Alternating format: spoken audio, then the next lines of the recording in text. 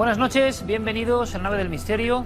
Vean qué imágenes más sugerentes, como si fuesen un fósil, pero un fósil de la locura humana, de la guerra, algo que está a metros bajo las aguas, en un sitio prohibido hasta hace no mucho tiempo, un sitio del que contaban los viejos marinos que no aparecía en ningún mapa y donde ocurren un buen puñado de enigmas. ¿Quién ha estado ahí?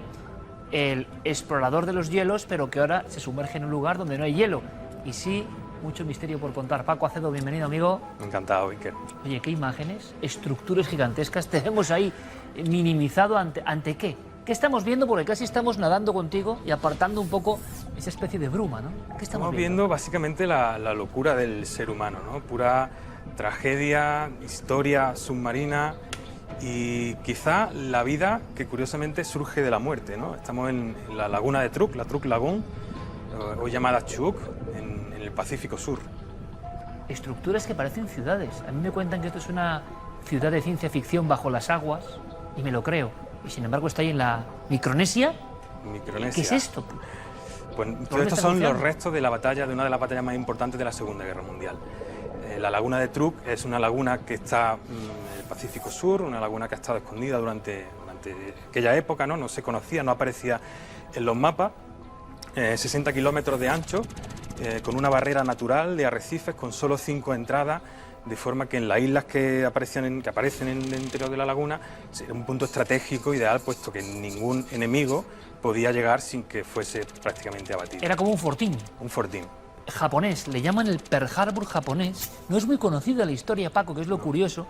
Tú vas hasta allí y me cuentas, voy allí y esto es lo que hay que ver, por eso no va nadie, porque lo que hay que ver es un poco sobrecogedor. Hay historias de fantasmas y de aparecidos que ahora vamos a comentar, pero lo más interesante quizá de inicio, Paco, es en este lugar donde tú te sumerges, estás mucho tiempo ahí en esta especie de gran arsenal de museo perdido en el tiempo. Había muchos marinos antes de que tú llegases ahí que habían desaparecido para siempre. Contaba eso la historia.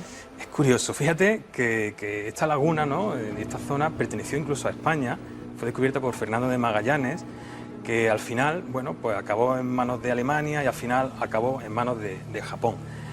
Y Japón se dedicó a meter allí armamento, ¿no?, a hacer como un punto estratégico, de manera que, bueno, la gente local, ¿no?, la gente que se acercaba a la laguna, ¿no?, de diferentes islas cercanas, desaparecían. De repente empezaban a desaparecer, se empezaban a contar diferentes leyendas. ¿Por qué? Porque los japoneses estaban creando allí una zona estratégica para ganar lo que sería la Segunda Guerra Mundial.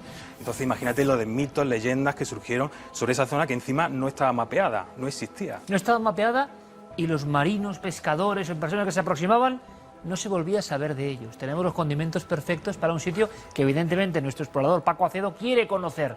¿Qué te encuentras, Paco, cuando llegas allí? Ya estamos un poco en tu carne y piel, ¿no? Y cuando te sumerges en este lugar, y quizá no esperabas, ¿no?, que estuviese todo ahí. Claro, yo investigué mucho sobre este tema. De hecho, bueno, realmente el redescubridor de esta maravilla, ¿no?, de este museo submarino fue Cousteau, el gran explorador Cousteau, que 20 años después de la tragedia, pues escuchó hablar de esto, igual que yo, ¿no? Escuché y fui, simplemente. Y conocí a una persona y, bueno, pues se sumergió en esta zona donde se encontró, pues imagínate, ¿no? Cuando hubo la batalla, había como 1000 buques, 500 aviones, unos 50.000 soldados, y todo aquello fue totalmente arrasado. Era una auténtica isla o laguna secreta, con instalaciones secretas militares. De hecho, desde allí partieron con todos los americanos. Con todo. De hecho, la batalla fueron 3 días consecutivos y luego siguieron durante varios meses, incluso durante un año, hasta el final de la rendición en la Segunda Guerra Mundial, ¿no? Y bueno, pues imagínate, ¿no?, el espectáculo que yo encontré allí fue lo más tétrico que yo he visto en mi vida, ¿no? Lo más tétrico que has visto. Sí, a mí me impresionó muchísimo, ¿no? El buceo en pecios, ¿no?, en barcos hundidos y restos. Es impresionante, ¿no? Pero cuando encima tiene ese peso de historia en el que además tú te vas encontrando, como vas viendo, y que bueno, este es el agujero de un torpedo. Ajá. O sea, la explosión del torpedo, para verla perfectamente, al igual que el resto de aviones, montañas que se irán viendo de armamento, torpedos, bombas. Y como tú contabas, después de 70 años, la vida ha ido abriéndose paso, pero desde el propio hierro de estas estructuras. Totalmente. Sigue todavía, sin embargo, echando aceite. durante los 2 primeros años todo aquello quedó inundado de petróleo y 70 años después todavía siguen viéndose manchas. Hoy sigue eso emitiendo, no me lo puedo creer. Sigue. Sin embargo, luego abajo te encuentras esa mezcla tan extraña, ¿no? La vida y la muerte, porque todo eso, pese a que en aquella época todos los grandes peces, ¿no? Tiburones, toda la vida marina desapareció, puesto que al final, una vez que el ejército japonés fue arrasado, se dedicaron a pescar con explosivos, puesto que se quedaron sin comida y demás.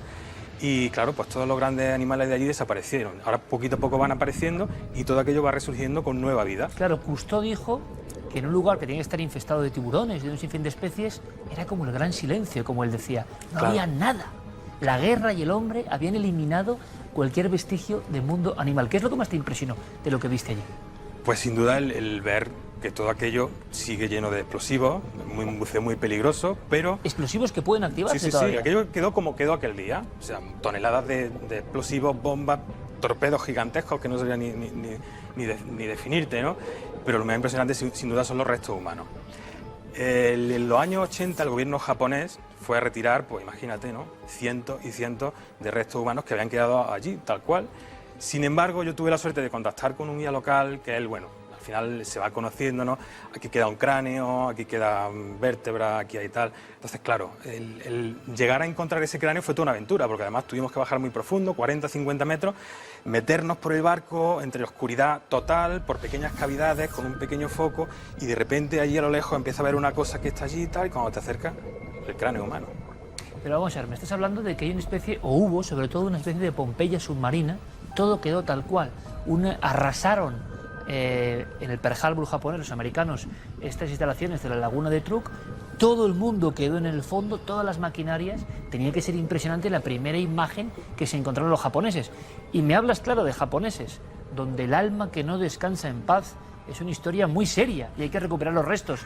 Y además de las desapariciones, además de la tragedia, además de la falta de animales, además de no estar mapeada, si a la laguna de Truk le faltaba algo, había sus historias que tú escuchaste, no solo de leyenda, sino de creencia absolutamente en que pasaban cosas que nunca hemos escuchado, que eran, digamos, apariciones bajo el mar.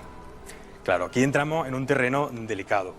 Cuando uno hace este tipo de buceo, aparte de ser un buceo arriesgado por no tener acceso directo a superficie, mucho fango, con lo cual enseguida si se levanta pierde la orientación, ¿qué ocurre? Al hacer buceo entre 30 a 50 metros se produce narcosis.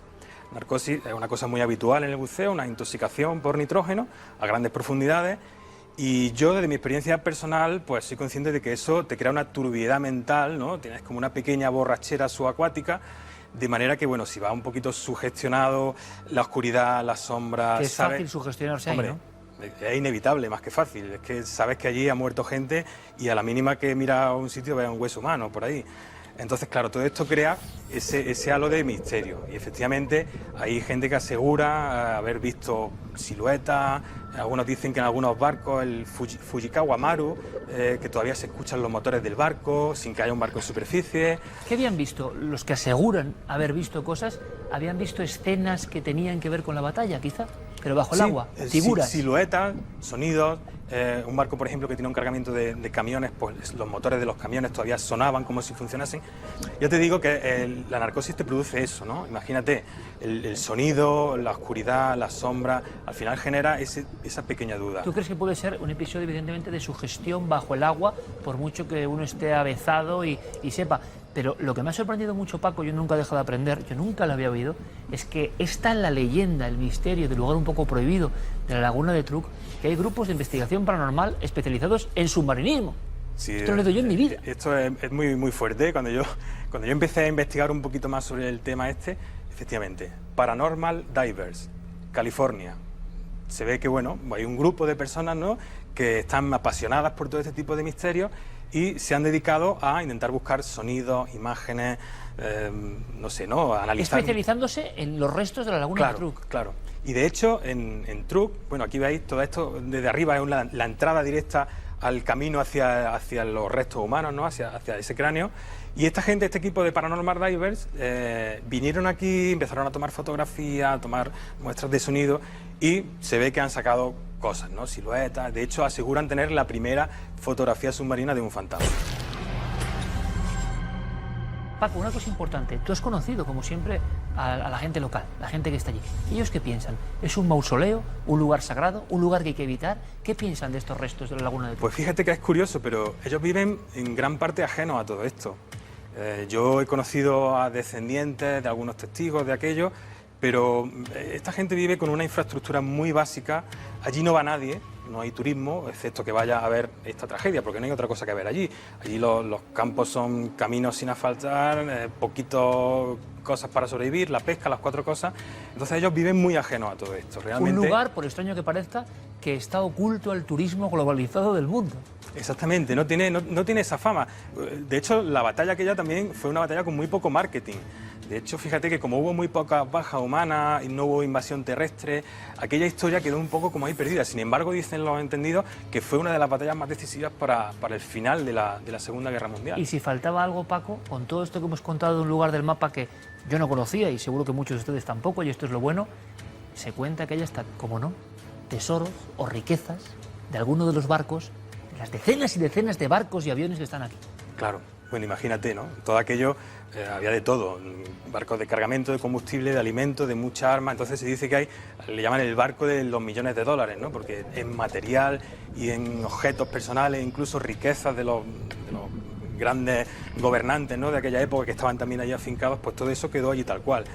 Es delicado encontrarlo, sobre todo porque a la hora de bucear, pues, el manipular cualquier cosa es muy, muy complejo, ¿no? Porque ya te digo que cuando te das un paseo, enseguida ves todo lleno de bombas activas, minas... Andabas con mucho cuidado, claro, no tocar nada porque sobre todo podría activarse. Claro, sobre todo por eso. Bueno, en ese momento yo por lo menos, es verdad que no pienso demasiado en eso, ¿no? Tienes que tener muy mala suerte para que en ese momento hagas cualquier cosa y aquello explote. Pero sí es verdad que es un buceo muy arriesgado, sobre todo por la posibilidad de perderte dentro del barco.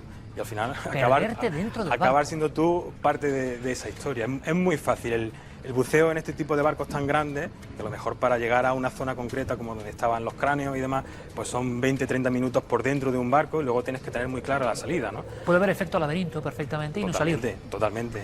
Oye, Paco, nos has radiografiado este lugar.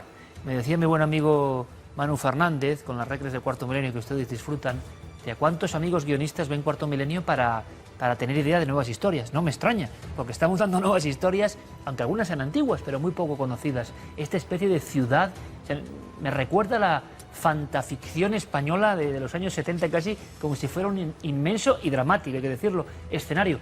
Si faltaba todavía un elemento más, es que se contaba, Paco, que cuando todo esto acabó, abruptamente, el peligro es doble, porque se había estado experimentando, si faltaba algo, repito, con todo tipo de sustancias tóxicas, claro, que todavía los efectos podían tener que ver quizá con esa ausencia de animales. Claro, se ve que utilizaban los japoneses en aquella época en el armamento cierto material químico que se desconoce y claro, pues todo aquello quedó ahí tal cual.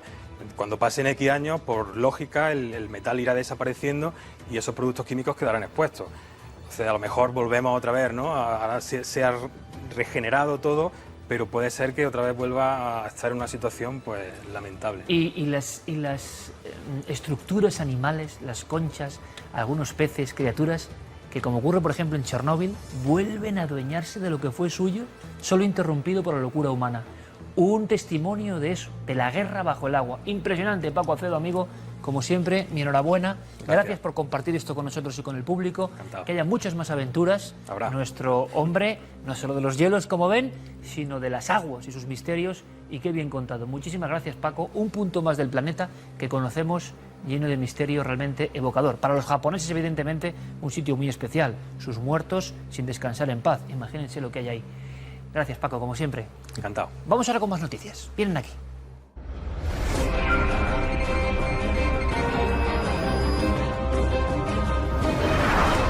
Comenzamos el informativo milenario en Australia, donde hace unos días se daba a conocer el hallazgo de una cueva que puede reescribir la historia, ya que allí hubo un asentamiento humano hace 49.000 años.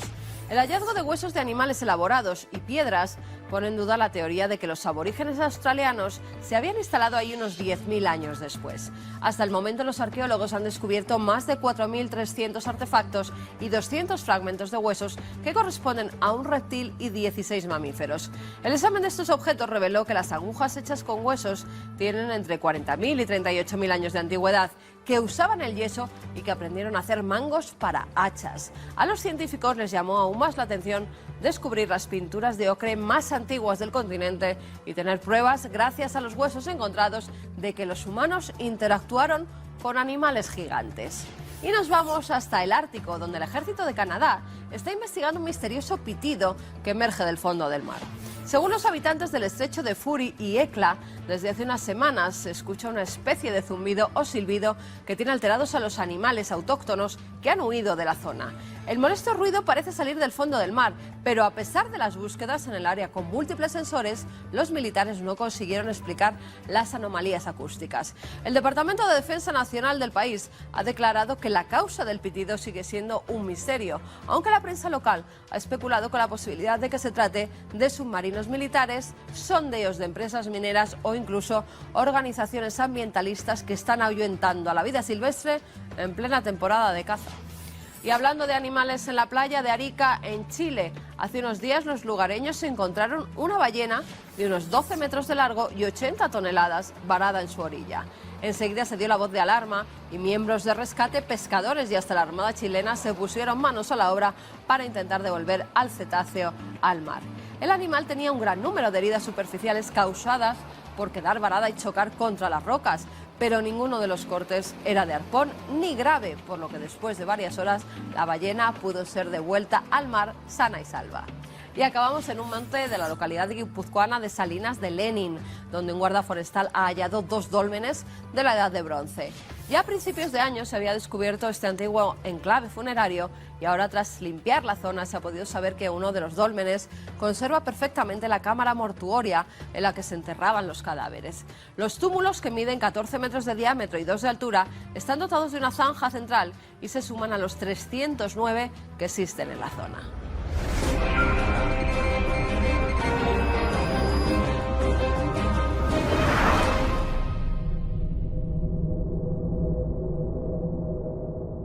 Un cortijo solitario. Parece pulcro, parece con vida, pero hace tiempo que ya nadie transita por este albero.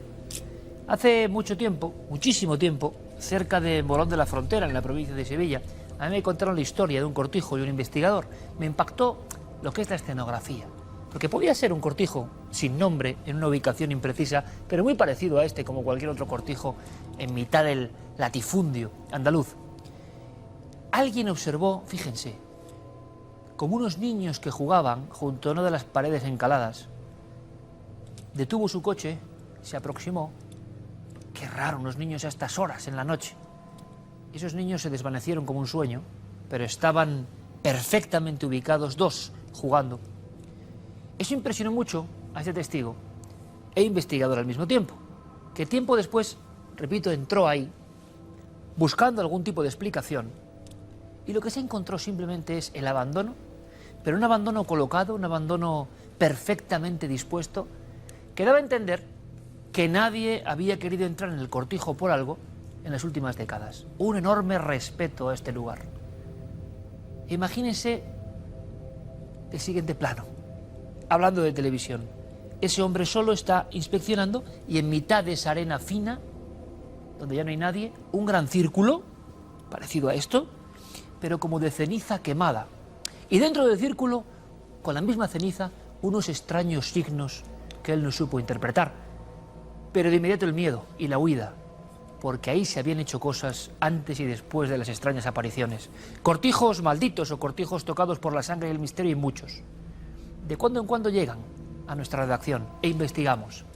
Esta es una de esas ocasiones y quiero que vean lo que hemos averiguado.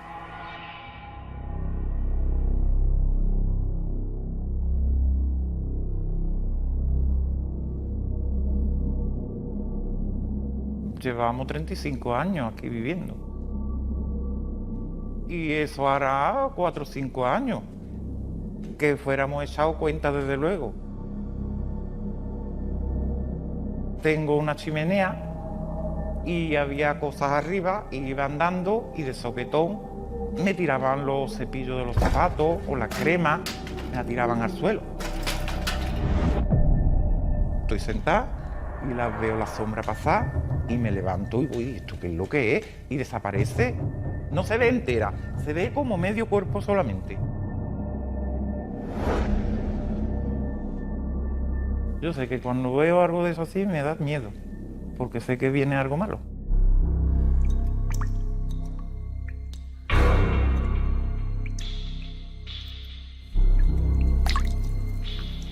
De estar de pie y decir, es que he visto un trapo salir volando. Y es que me doy la vuelta, dice, me han tirado un mechero.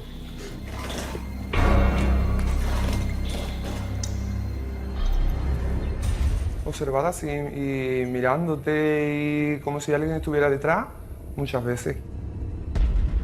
Después también he visto luminarias, bolitas, pasarse por una pared como jugando, eso sí se ha visto perfectamente. No solo yo, más gente. Miedo sí me produce. El que puede ser, no lo sé. Eso intentamos averiguar.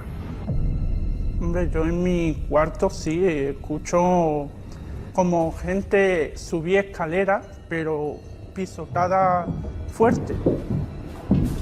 Escuchan muchos murmullos y muchos aleos para arriba, para abajo, corriendo. Empieza a escuchar llantos de niños y muchas risas. De llegar un día, meterme aquí en la casa y a mí me gusta escuchando música, hablando por el móvil, cosas más o menos ahora normales. Y de escuchar un golpe, ir para donde yo creo que ha sido el golpe y ver algo caído, o escuchar llantos de niños, mujeres, pidiendo mucha ayuda.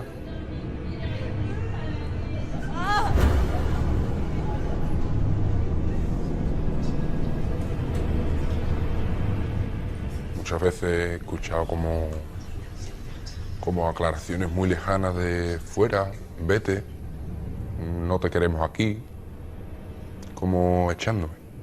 En nuestro caso particular, cuando nos quedamos por las noches a dormir, pues hemos sentido una mujer llorar. Eso sí, la primera noche sentíamos una mujer llorar.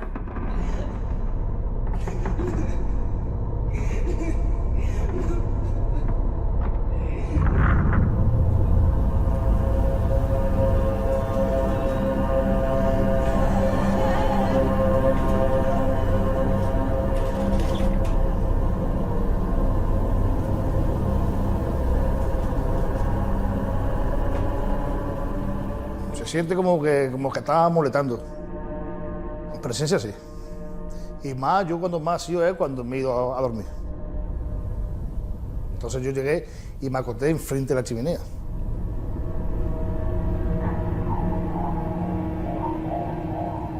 Claro, yo me acosté y cerré los ojos.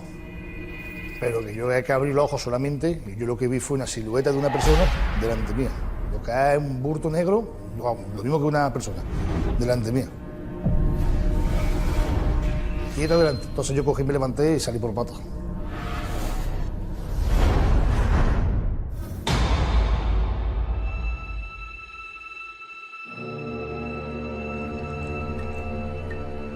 Bueno, una vez más en este programa testimonios de personas de pura cepa y que creo que conocen muy bien la vida y que no tienen ninguna vergüenza, porque no hay que tenerla, al contrario, hay que ser muy valiente para decirlo, que sales corriendo de un sitio. Que lo hemos hecho todos, los que estamos cerca del misterio, cuando hemos visto algo, en ocasiones lo desconocido nos deja tan abrumados que... ¿Qué cantidad, qué rosario de testimonios? Carlos Largo, compañero, buenas noches. Buenas noches, Iker. Tú me insistías en que en este colectivo concreto había una investigación pendiente por la inmensa cantidad de personas, tanto de la familia como individuos que van y vienen porque son amigos y de repente contemplan lo mismo que ellos vienen viviendo hace años. Yo creo que tenemos un rosario de testimonios increíble. Este caso nos llegó gracias a la propia familia a través de Esteban Palomo, de Misterio Red y del grupo IPA. Y lo más interesante es precisamente el impacto, ¿no?, que marca cada escena de lo que ellos viven allí, que llevan 35 años, nunca se habían encontrado con esto hasta hace aproximadamente pues 5, 6, y todo empieza con un jugueteo. La madre de la familia nos contaba que le tiraban los objetos, que bueno, ella colocaba ahí sus cosas y al rato pues aparecía todo descolocado. E incluso una experiencia que fue el detonante para ella, así al menos lo recuerda.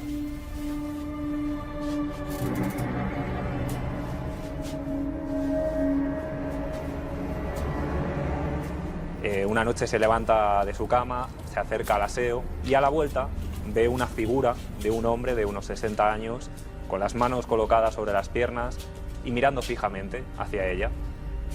Su cerebro interpreta que es su marido, que eso es algo normal, que puede haberse levantado con el ruido que haya podido hacer, y cuando se mete ya a dormir, gira la cabeza y tiene de frente a su marido real, que estaba completamente dormido.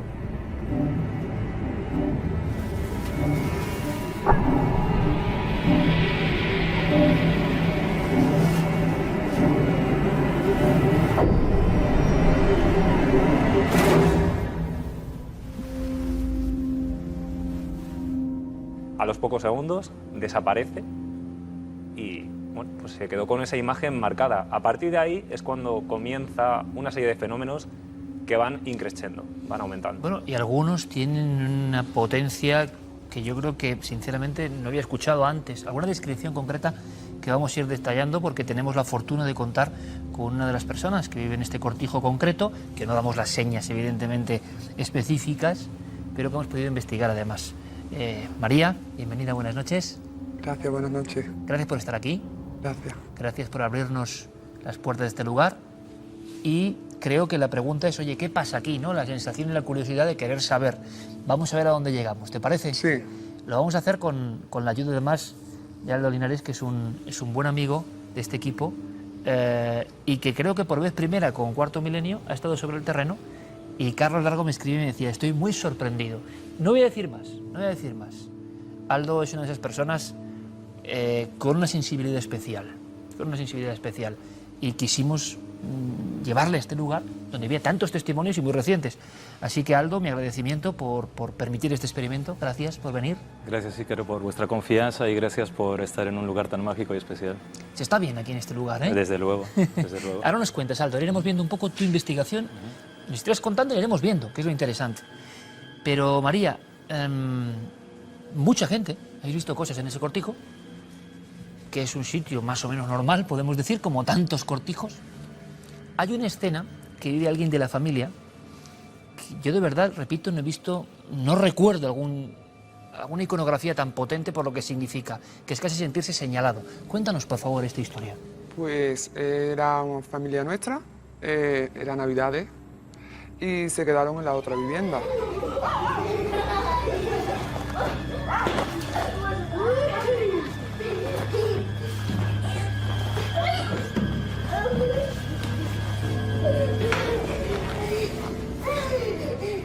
Pues se echan a dormir y la mujer, pues, de mi primo, pues nota como algo hay que hace que se despierte, ¿no?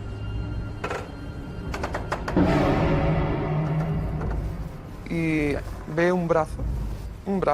¿Solo un brazo? Sí, ve un brazo que la señala. Ella pues tampoco echaba mucha cuenta hasta que ve la silueta de una mujer y ensangrentada.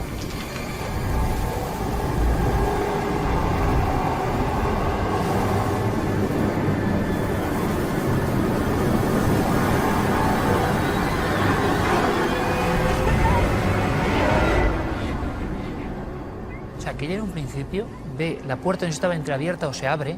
Entreabierta y se va abriendo. Y ve un brazo de mujer que le señala. Que le señala a ella. Desde luego yo, repito, y después ven a alguien ensangrentado. Sí, sí, ella dice perfectamente que la vio que estaba ya manchada de sangre. Cara, vestido, brazos, todo. ¿Tú misma has visto cosas? Allí sí, he visto yo cosas. Cuéntanos. Hemos estado allí, en esa zona, hemos estado viendo, pues eso, pequeñas, nosotros decimos bolitas, ¿no? Como jugando. por una de las paredes, había 2 bolitas. ¿De luz? De luz, eran 2 bolitas pequeñitas y se cruzaban entre ellas. Y después salía de esa misma habitación donde ellos estuvieron durmiendo, salió como, no sé, en forma de ráfaga. Y ya se convirtió en pequeñas bolitas que iban por las paredes, jugando para arriba y para abajo, se iban intercambiando y desaparecieron en el pasillo. Niños, tu propia familia, que han visto una imagen que parece que es importante dentro de esta historia. Una especie de encapuchado, ¿puede ser? Sí. Hace tiempo, pues mi hijo no quería salir al patio, no sé el por qué, le daba miedo, no quería salir y en una de las veces pues se asomó a través de una ventana y dice que veía la figura de una persona con un vestido largo, oscuro y con, no sé, como con una cuerda al lado y encapuchado y que paseaba por el patio, no tenía dirección, iba paseando. Me asomaba y allí no había nadie.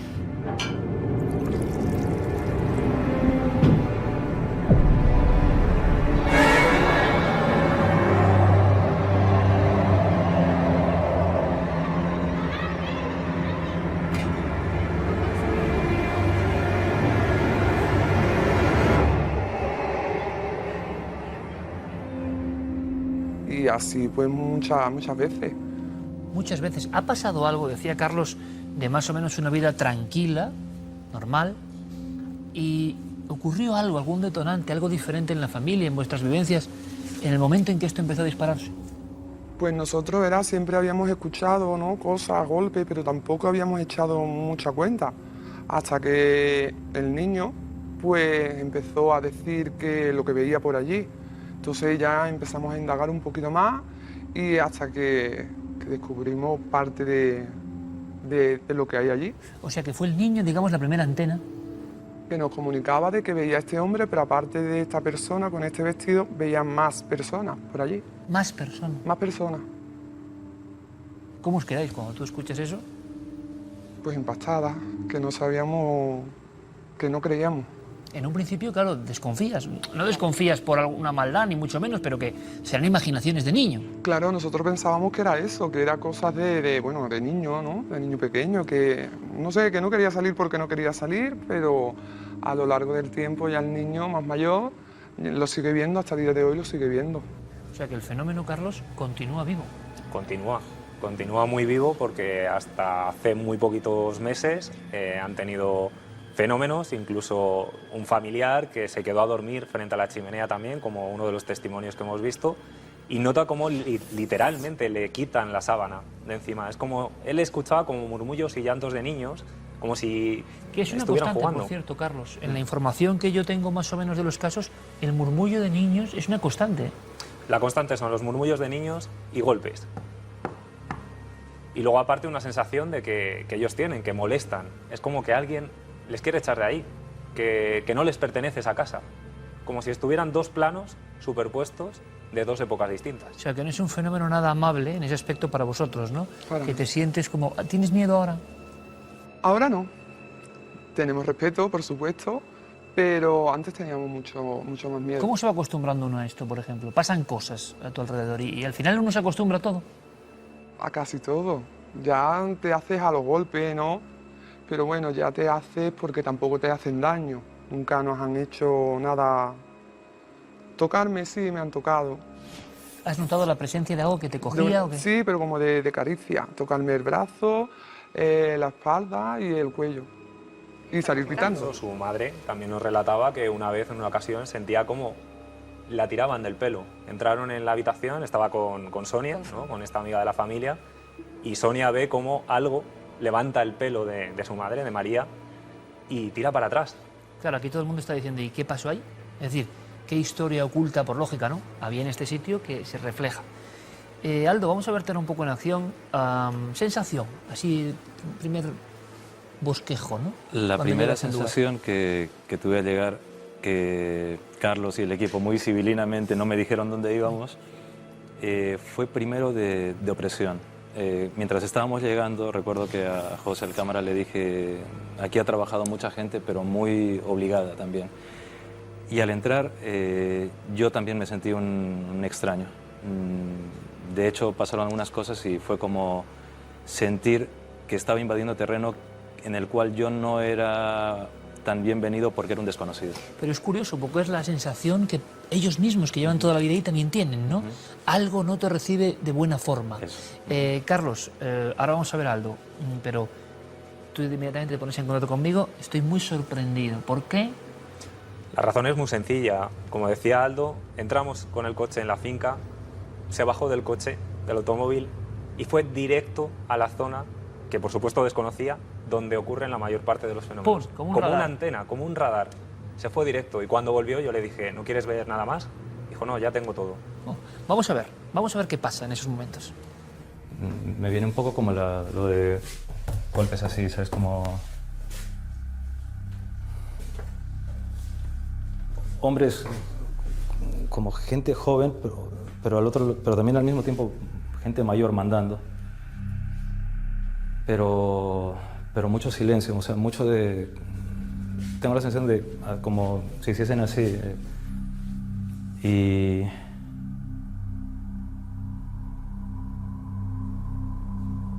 como de trasiego, mucho trasiego, como de pasos como si fuesen como de sandalias o algo así, ¿sabes? Como sí. Por aquí ha habido mucho... En el trajín que ha habido, aquí pasó algo importante. Por aquí ha pasado algo importante, algo bastante importante. Y aquí ha habido algo aquí ha habido importante. No sé qué es, pero ha habido algo importante aquí. ¿Pero de qué tipo? O sea, ceremonial, como si hubiesen sacado a alguien, como alguien muy importante, como si lo hubiesen sacado. Aquí hay como trajín también de tac, tac, tac, tac, tac, tac, tac, tac, tac, tac, tac, ¿sabes? De pasos rápidos, como llevan cosas. Pero es como que están haciendo su vida, o sea, ellos están viviendo su vida de lo que ha sido... Son monjes. Los extraños sois vosotros para ellos, ¿sabes? O sea, diciéndolo de una manera un poco alegórica, para ellos vosotros sois los muertos. Prácticamente como una célebre película, ¿no? Ellos, su vida, y tú vas directamente, Aldo. Claro, es muy difícil de transmitir esto, y eso es con nuestra buena amiga Paloma, lo hemos hecho en alguna ocasión, y nunca, yo imagino que no llegan las palabras, ¿no? Pero hacemos el esfuerzo de intentar. Sientes la opresión, pero ¿qué te indica a ti? O sea, ¿por qué tú vas directamente a una zona, en un sitio amplísimo, acotas una zona concreta, se te ve, no voy a decir nervioso, pero como muy, no sé cómo definirlo, como que estás viviendo en ese momento la experiencia? Sí, la pregunta que me has hecho es la pregunta del millón que yo siempre me hago con estas cosas. Por eso le agradecí mucho a Carlos que no me dijese nada, porque esto también para mí es una prueba psicofisiobiológica, como queramos decirlo. Cuando bajamos del coche, yo vi que estaba la familia sentada, ellos estaban sentados en un rincón y me gustó mucho porque además el sitio es muy especial. Pero claro, al bajar del coche, cuando lo que te encuentras es en una puerta a un hombre vestido de una manera determinada que te mira con una cara como diciéndote ¿qué pintas aquí? Claro, no sabría describirte exactamente cuál es la sensación, pero sabía que tenía que ir ahí, sabía que ahí estaba parte del meollo del asunto. ¿Que es algo psicobiológico? Sí, porque mis sensaciones son de bajada de temperatura y de aprensión en ese momento. Pero es difícil describirlo como bien lo dices. Es muy curioso, Aldo, y yo creo que esto da mucha naturalidad. No es fácil trasladar al lenguaje. Yo hablaba, y hablo mucho de este libro de Stephen King, que ya es inencontrable. Él habla de los códigos del suspense y demás. Hay una cosa muy bonita, maravillosa, Resumiendo, dice, los escritores, que en el fondo no son, a otro nivel son mediums de la vida, no sabemos de dónde vienen nuestras ideas. Creemos intuirlo y sabemos que no sabemos de dónde vienen algunas cosas. Uno se pone a planificar cosas y no hay nada. Y cuando está el hado de lo extraordinario, el escritor, si es honesto, no sabe muy bien con qué ha conectado. Cuando uno ve a alguien sensible, sensitivo y honesto, yo creo que te enfrentas a la misma realidad, que al final no es muy fácil traducir todo eso al lenguaje común, porque es una experiencia que no es común. Es decir, te metes de repente en un universo distinto, pero tú ves enseguida que hay un foco y hay algo que me llama mucho la atención, Aldo, y es alguien importante, ¿no? O algo ceremonial, dices. Sí. ¿Qué significa ceremonial? Cuando estábamos en las distintas estancias del lugar, la vibración, digamos, por llamarlo de algún modo, era de silencio, de opresión, de que alguien mandaba y había mucha gente que estaba siendo mandada pero que no podía opinar, no debía opinar, pero al mismo tiempo había intensidades y al salir al patio era como de alguien con mucho peso, como alguien que hubiese mandado, como que hubiese habido una gran ceremonia, algo... Pero gran ceremonia, queremos decir que no es muy habitual que en un cortijo normal en Andalucía hay una ceremonia de alto boato quizá o importante. ¿Querías referirte a, sí, y a algo curiosamente quizá? has dicho la palabra boato y es la palabra que yo también estaba intentando decir, porque un momento que Carlos me preguntó, y claro, sinceramente, muchas veces te gustaría poder decir en palabras muchas cosas que estás sintiendo y no puedes. Intenté decírselo a Carlos con esa desesperación quizás de captar en el momento lo que creo que afortunadamente luego la mente va olvidando. Cuando tú accedes a este tipo de realidades, por llamarlo de algún modo, creo que la mente o quizás lo que uno es muy prudente y va con el tiempo quitando poco a poco. Como un sueño. Sí. La sensación esa del sueño cuando tienes un sueño muy vívido, pero luego de repente a las horas se te escapa entre las manos, ¿no? ¿Pasa algo parecido? Sí, y también es la sensación de saber que llegas hasta un punto en el cual tú no puedes entrar en el mundo del chisme después, sino que lo que tú ves es un acceso de información que tienes, que puedes transmitir, porque hay un afán de transmisión en eso. O sea, esto no era una impregnación. Ya. Pero que creo que afortunadamente, y creo que es sano, poco a poco se va borrando para que vaya quedando lo esencial. Aldo, nos contaba antes María una escena que desde luego era muy dramática, gente ensangrentada, pero en esa visión que tú tienes o ese tiempo en el que tú estás contemplando un poco la vibración del lugar, te llega también, no hablas de muchas cosas dramáticas, ¿no? ¿O sí hay drama? Hay dolor. Lo que pasa es que en ese momento entendí, sobre todo por toda la situación, por el grupo, por ver a Carlos, ver a la familia, ver a todos los que estaban allí, que lo que había era que arrojar luz ante una situación que quizás podía tener algunos, que sí tenía unos momentos dolorosos, pero había que solucionarlo esto, o por lo menos intentar hacerlo. Y sí es cierto que hubo un momento cuando Carlos me lo preguntó, y nuevamente, Iker, te quedas sin palabras y solamente pude hacer un gesto cuando Carlos me lo preguntó. Carlos, indagamos en la historia, ¿no?, del lugar, e intentamos ver qué claves, y tú empiezas a manejar, porque tú sí tienes toda la información, qué posibilidad hay entre lo que cuenta Aldo de nexo con lo que sabemos de este lugar. Pues hay datos muy básicos pero contundentes. Lo primero, lo que nos cuenta la propia familia. En este caso, el padre es el que años atrás, trabajando en la tierra, con una maquinaria, descubre que algo atasca la maquinaria. Se baja del tractor, rebusca, ¿no?, entre la tierra y empieza a ver huesos. Nos comentaba él mismo que empezó a ver cráneos, huesos, no sabe muy bien, porque eran de pequeño tamaño, pero otros que sí que parecían humanos. Del puro nerviosismo, lo único que pudo hacer fue tapar eso inmediatamente, imagino, ¿no?, ponernos en la piel del hombre por todos los fenómenos que ya estaban viviendo.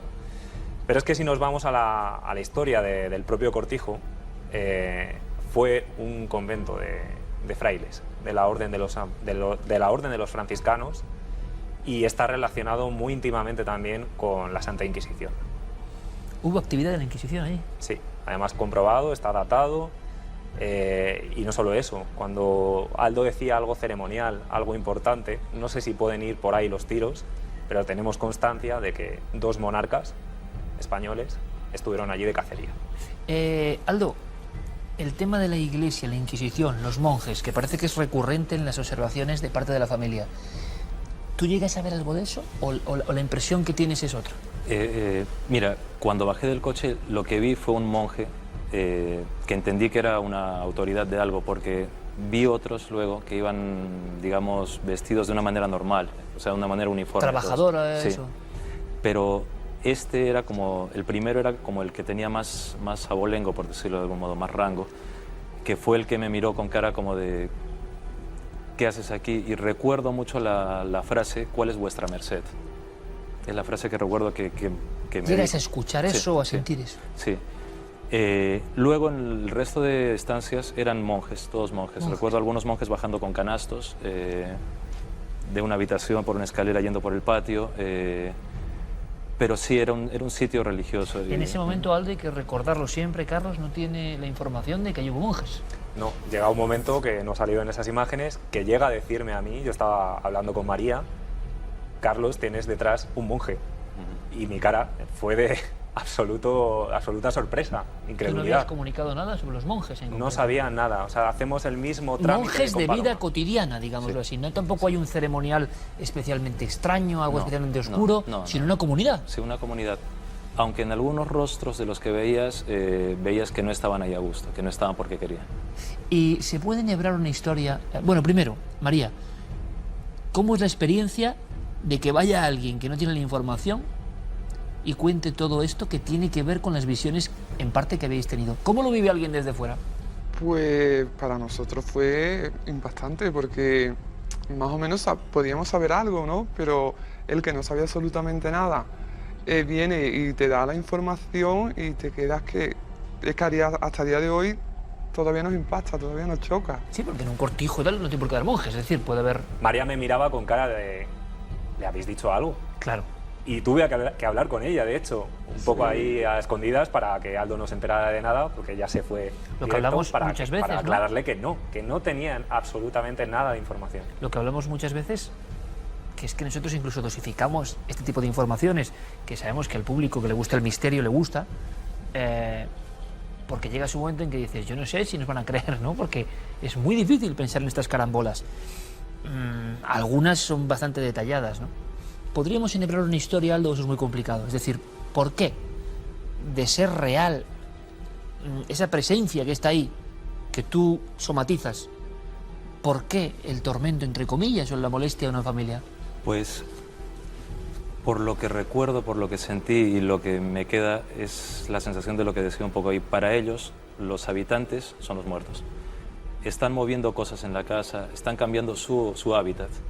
Y ese hábitat ellos intentan hacerse notar de una manera u otra. Por eso los golpes. Recuerdo que en una de las habitaciones, por fuera vi pasando un monje dando golpes en la habitación y resulta que era la habitación del niño donde pues él había sentido esas Que cosas. lo dices, incluso hay un momento en que señalas que, Sí, sí, sí. vas pasando a alguien dando golpes. Sí, sí, sí. Entonces es una manera de hacerse notar, pero porque ellos están, imagínate, su hábitat está siendo movido por gente extraña. Que ellos nunca, te mentiría si te dijese que he sentido algo malo, aunque sí ha habido momentos de dolor. La mujer o el niño, estas cosas, sí, adyacentes al núcleo central de lo que ocurría. Pero era la extrañeza, era el hambre y las ganas de comer mezcladas. Sí. ¿Qué se aconseja a una persona? Yo sé que es difícil, Aldo, pero tienes a María. Ellos en el fondo, el programa pasará, nosotros hemos intentado combinar ciertas ideas, siempre te quedas en una frontera que es muy difícil. El público y más los testigos, y es lógico, demandan una información, demandan una solución muchas veces, ¿no? Por desgracia hay mucho, sí, sinvergüenza, voy a decirlo, no tengo ningún reparo, sinvergüenza, aprovechado, claro, que casi viven también muchas veces, que ofrece la solución mágica, tengan idea, y habitualmente no tienen ninguna idea. A veces somos decepcionantes para los testigos porque no tenemos aquí, por honestidad, ¿no? Nos encontramos en la misma distancia casi que ellos del misterio. Pero alguien como tú, Aldo, que por lo menos tiene esa capacidad, ¿no? Cada uno que opine lo que quiera, como siempre, libremente. ¿Qué les dirías tú a María y a la familia? ¿Qué se puede hacer? ¿Qué se debe hacer ante lo que has visto? ¿Cómo Pues, convivir con eso? Lo primero, María, que tanto Carlos, Iker, tú y yo, todos tenemos esta sensibilidad. Claro. Lo que pasa es que en algunas personas se puede desarrollar más que en otras. Segundo, que no hay maldad porque es el uso que haces de la energía. No hay energía buena o mala, es el uso que haces de ella.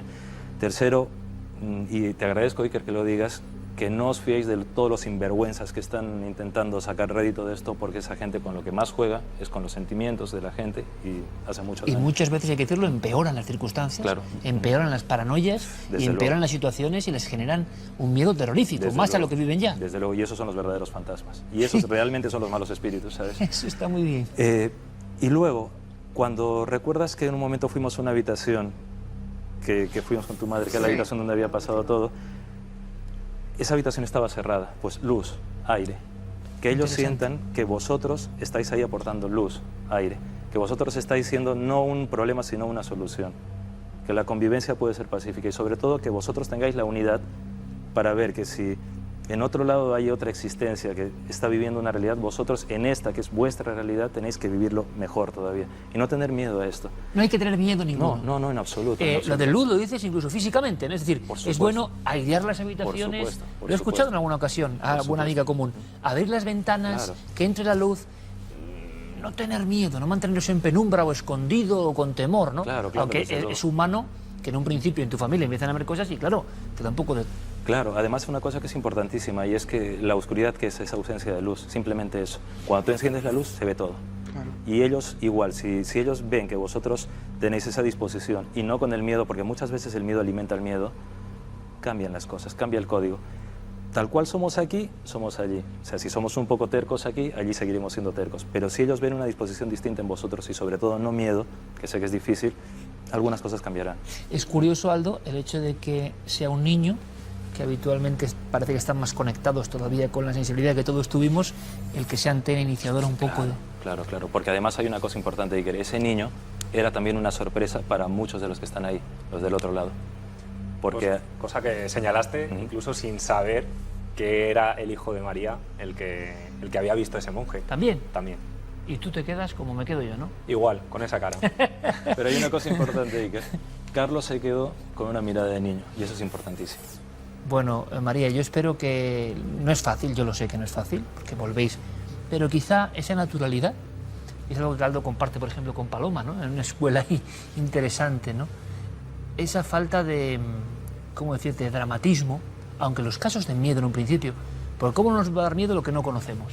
A mí me ha pasado, o sea, yo he visto alguna cosa y entonces toda la vida en esto, y cuando he visto algo resulta que salía corriendo prácticamente era yo, absurdo, total. A veces no estamos preparados, pero en ocasiones la naturalidad es la mejor forma de estar preparado. No tienen por qué hacer ningún daño, Aldo, en tu teoría para nada.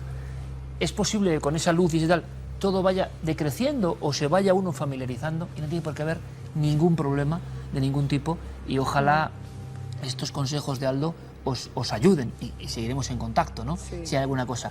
La pena es quizá no saber por qué. Bueno, ¿hicieron algo especial esos monjes? ¿Sabemos algo? No.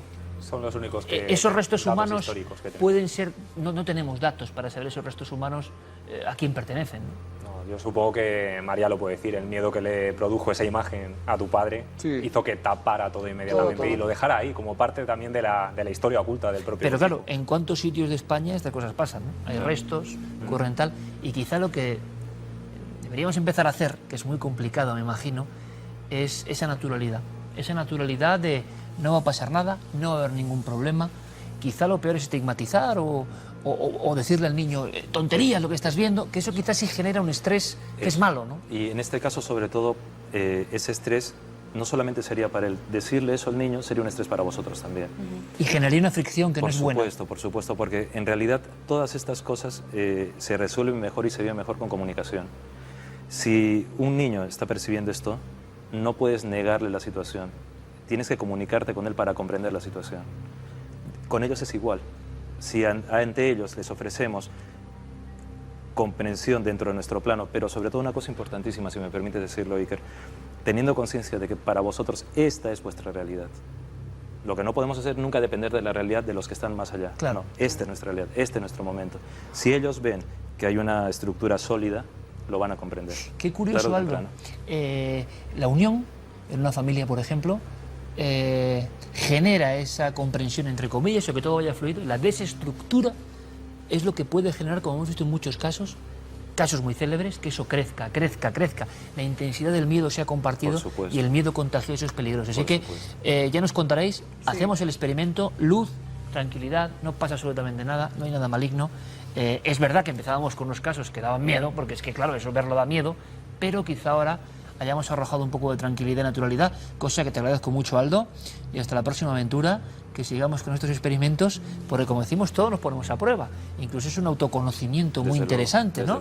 Gracias, compañero. Y gracias, Iker, y quiero aprovechar una cosa, quiero aprovechar para decir que estos experimentos también son importantes para demostrar que sentir no significa algo estrafalario, sino simplemente algo que algún día tendrá una explicación lógica y científica, pero que es parte de lo mágico de la vida, y en eso estamos todos. Menos mal que aún nos queda lo mágico de la vida, Por amigo. supuesto, por Menos supuesto. mal. Carlos, gracias. Como Muchas siempre, gracias. compañero. Hasta la próxima Simplemente aventura. constatar que efectivamente han seguido tus consejos y el segundo día ya estaban todas las ventanas abiertas. Ah, eso está muy bien. Y seguro que todo va mejor. María, gracias. Muchas Que todo vaya gracias. mejor, de verdad. Gracias. Nosotros proseguimos después de esta aventura maravillosa que empezaba con una intensidad oscura y ha ido deshilachándose en el buen sentido, porque no hay nada más satisfactorio de verdad, sin ser nosotros nadie, yo el que menos en este aspecto, de tener ninguna verdad, de ofrecer un poco de calma, ¿no?, a muchas personas que nos escriben y claro, viven con intensidad estos temas. Seguiremos, si ustedes quieren, ayudando en lo posible o investigando hasta donde podamos. Ahí tienen vías de contacto para ponerse en contacto, nunca mejor dicho, con la nave. Continuamos, vámonos con Mundo Insólito.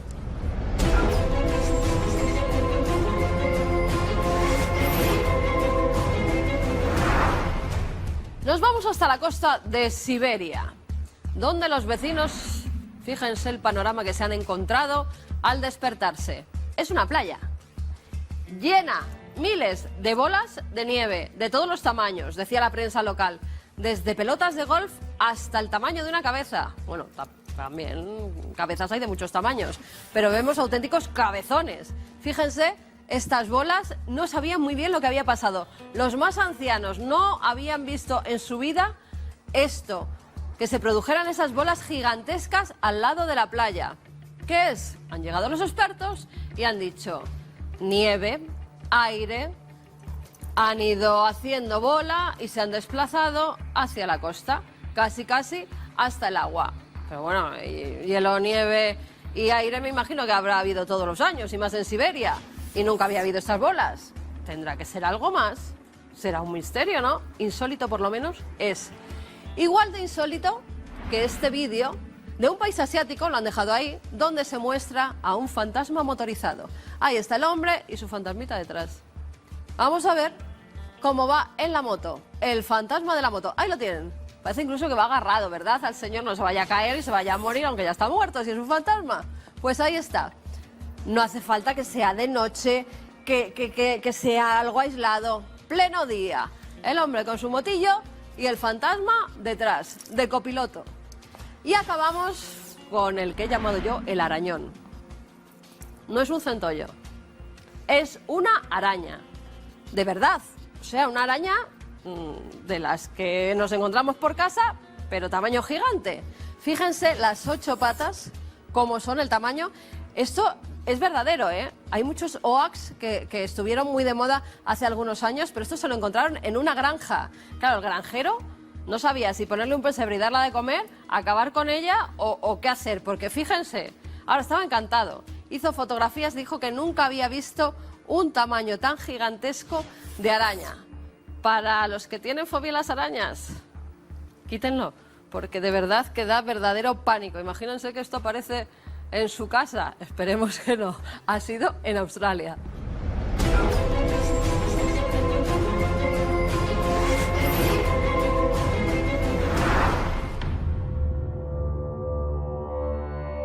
Existe una cabeza misteriosa, muy antigua, que contiene las reliquias de una santa, Santa Orosia, enigmática en su mirada, lo van a comprobar, y que no es una pieza puramente ornamental o decorativa, ni mucho menos. En los últimos siglos ostenta el poder de salvar al poseso del demonio. Es una historia francamente increíble. Hoy en Aragón sigue habiendo devoción, pero durante muchos años, hasta que todo se prohibió, esta cabeza era capaz de ser bálsamo. Se ponía encima del cuerpo de las personas o de la cabeza misma y había una especie de conexión y los males, el mal del alma, salía, se metía dentro de este cráneo de alguna forma y era expulsado. Es un rito que queremos revivir con ustedes, porque hay personas con nombres y apellidos que las van a ver que vivieron en primera persona todo esto. Algo que ha querido ser prohibido y olvidado, aunque es otra historia que también vamos a contar. Conozcamos la historia de esta cabeza, los poseídos de Santa Orosia.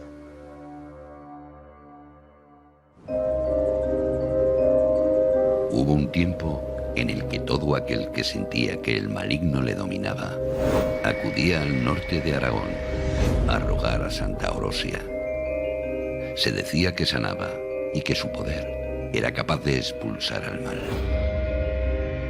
Santa Orosia es una mujer que vive en el siglo X en el territorio de Jaca y en el territorio del Valle del Gállego, y que en un momento determinado en una expedición musulmana es martirizada, decapitada, y que es dejado sus restos en la montaña de Yebra de Bassa.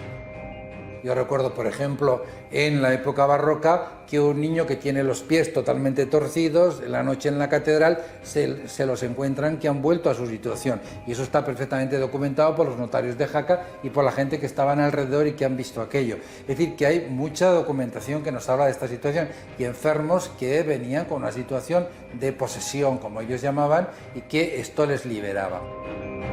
Aunque hoy el culto se divide entre Jaca y Yebra de Bassa, el origen de la devoción está aquí, en Yebra.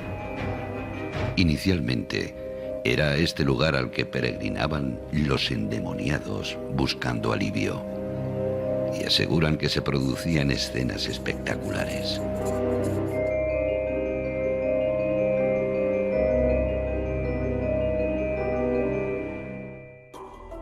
Cuando se construye la Catedral de Jaca, ya hay datos históricos, a finales del siglo XI, pues buscan reliquias y vienen a Yebra a buscar la reliquia de Santa Eurosia. Eso es de suponer que aquí ya se hacía culto, se veneraba a Santa Eurosia, arriba por lo menos, ¿no? Y se llevan el cuerpo de Santa Eurosia, llevan a la catedral y la cabeza se queda en Yebra. Como lugar del martirio, donde se había celebrado el martirio, pues queda la cabeza. El día de San Juan, en esta iglesia estaba abierta por la noche. Y yo lo que puedo decir es que el día de San Juan venían aquí estos enfermos que ya saben ustedes lo que les digo. Y estos enfermos, pues los pobres no sé qué tenían, si estaban a falta de espíritu o estaba el demonio con ellos, a ver si me entienden. Estos enfermos dentro de la iglesia no eran lo que eran fuera, ¿me entiende?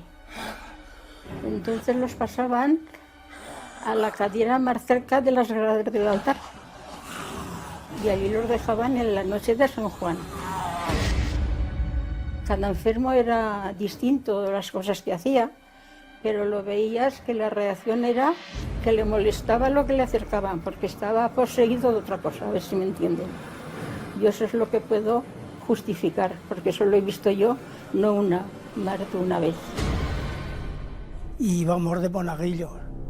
Entonces, pues sí, vivimos aquellos momentos que no sé cómo les diría, eran momentos dramáticos, de miedo, no sé. Nosotros subíamos al altar, primero se hacía la novena. La novena empezaba el día 16 y terminaba el día 25, Santa Eurosia. Ni fuera domingo ni lunes. Nosotros el día 25 de junio era la fiesta.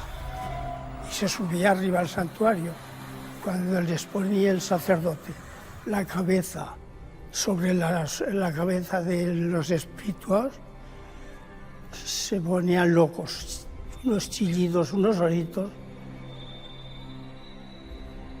Yo eso es lo que recuerdo. Tras pasar la noche en la iglesia junto a la reliquia, los enfermos y espirituados iniciaban una larga procesión hacia la montaña.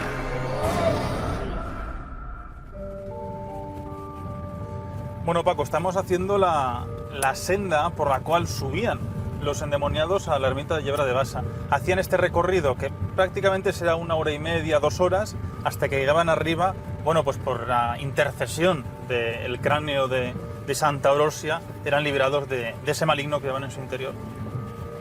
Aquí en este monte es donde se recuperaron esos restos, ¿no?, de la santa. Justamente en estas zonas donde se encontraron los restos de Santa Eurosia, y ya fue cuando se bajaron a la iglesia, y ya más adelante se separó el tronco de lo que sería la cabeza. Yo recuerdo una de las cosas que me impresionaban, pues era ver gente que subía con los pies descalzos. Bueno, ya perdonaréis que uno se emocione, ¿no? Donde el altar se ponían, unas gritaban, nosotros casi miedo, o sea, que cogíamos con 6 años, pues teníamos hasta miedo. Si por la noche cuando subíamos a casa, yo creo que nos hubieran cogido a alguien, nos da un infarto, eso por supuesto. Cuanto más cerca le ponían la santa, más acelerados iban ellos y tenían que coger los familiares, porque no eran ellos, no mandaban en ellos, ¿me entiende? Otra cosa había que mandaban ellos. Paco, aquí es donde tras 2 horas tremendas de camino, la gente ya muy cansada llegaban, y esta es la ermita de Santa Orosia. Aquí es donde les colocaban a esos endemoniados el busto con el cráneo dentro de la santa, de Santa Orosia sobre su cabeza, para liberarle de todos esos demonios. Muy bien, vamos a verla. Muy bien.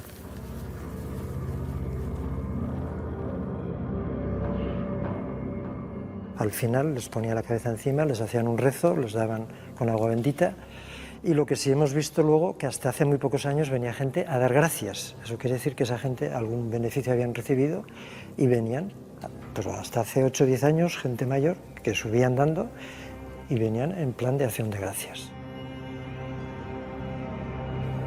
En la Catedral de Jaca se venera el cuerpo de Santa Orosia.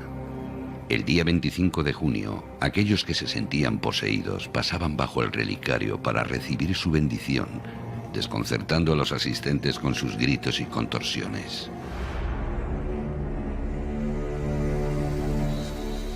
Sin duda, es decir, aquella gente está convencida que esa es una operación del demonio y que evidentemente esos son gentes endemoniadas, porque además cuentan casos singulares, ¿no? Casos de personas que expulsan por la boca elementos muy singulares que no tienen ninguna lógica. Por lo tanto, esa sociedad barroca, esa sociedad ilustrada, está absolutamente convencida de que estamos hablando de unas personas que están poseídas por el demonio, por el mal, y que en consecuencia Santa Rosa es la que los libera, y evidentemente que los liberaba. A lo largo de los rezos y la devoción que se vive en esa procesión, una devoción muy intensa, pues se producían episodios en los que quizás mejoraran su enfermedad o su condición, ¿no?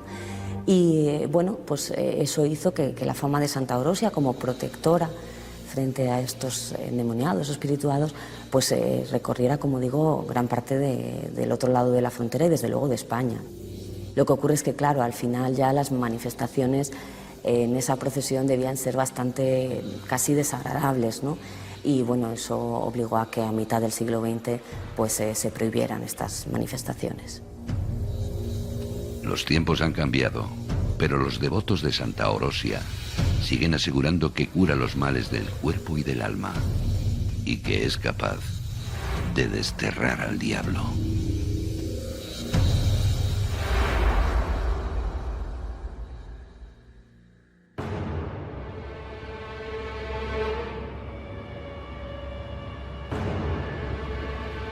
Hay frases que son antropología pura aquí en este documental, este gran trabajo, este reportaje de nuestro compañero Paco Pérez Caballero.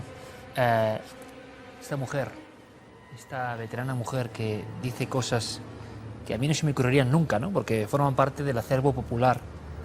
Estaban a falta de espíritu. Es que es hasta poético, ¿no? Otro testigo, recuperado ahí por las cámaras de nuestros amigos, dice: los espirituados. La mujer repite: otra cosa había que mandaba en ellos. Yo creo que tenemos la obligación, ¿no?, de reivindicar la España mágica para que esto no se pierda, y vamos a andar un poco más con 2 buenos amigos que nos van a contar historias francamente maravillosas, porque son tenebrosas pero son maravillosas también. Manuel Adamo ya la conocen porque nos dio una lección magistral sobre el tarantismo. Todavía le siguen mandando, por desgracia para ella, fotografías, creo que de arácnidos de todo tipo de Aragón. Manuela, bienvenida. Gracias, Iker. Experta en simbología, experta en el mundo de la danza, y nos enseñó muchas cosas que, por cierto, Manuela, se parecen. Causaron un impacto porque en España, a las 10 de la noche, no muchas personas habían visto el famoso documental de las atarantadas, digamos, sí. Y cuando vemos las imágenes de Santa Orosia, nos da la impresión de que hay un nexo, ¿no?, de que hay algo parecido.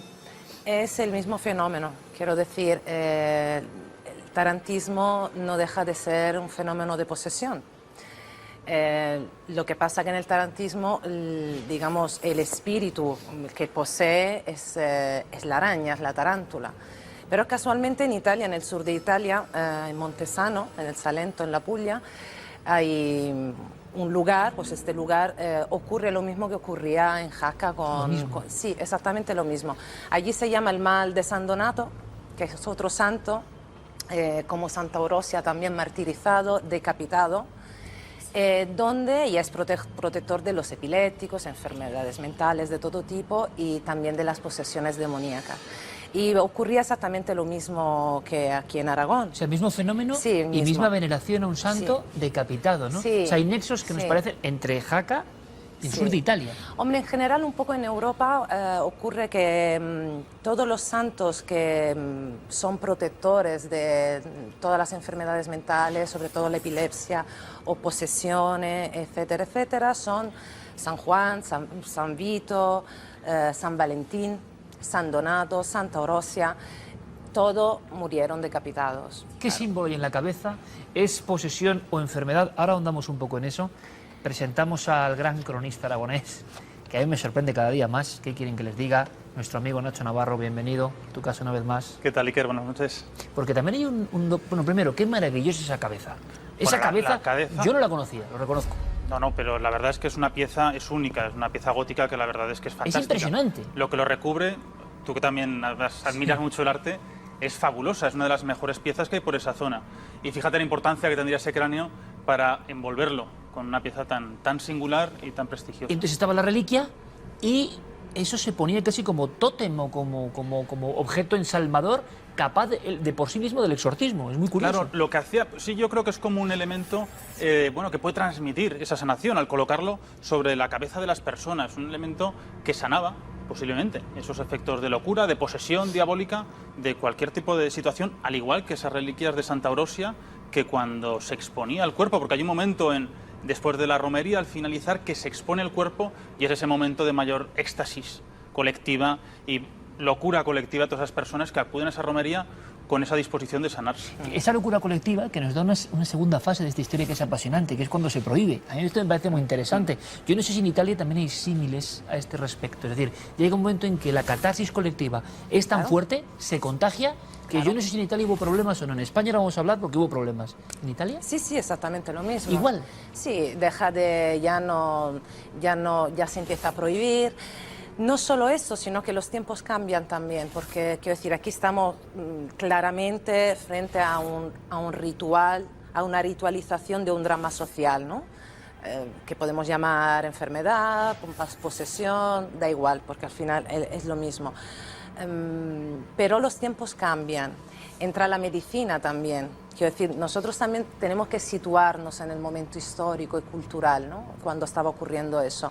No era tan fácil como hoy en día. Hoy en día tienes un problema, un malestar mental y tienes un psiquiatra, tienes un psicólogo que inmediatamente es el que va a sustituir este ritual. Y en los casos extremos, quiero decir, todos estos enfermos están en psiquiátricos. Quiero decir que los endemoniados siguen existiendo. Sí, pero que hace no tanto tiempo esa realidad era una realidad mucho más mágica. Hace tiempo la cosa interesante es que estaban integrados dentro de la sociedad. La comunidad participaba en el drama y en la curación y en la propia sanación. O sea, eran personas que formaban parte socialmente. Hoy en día ya no es así. Cuando has visto esos testimonios, Manuela, tan vivos, a mí me han parecido tan potentes, Claro. esta gente, buena gente de Aragón que nos cuenta hasta el temor, ¿no? Como si todo eso les impresionase.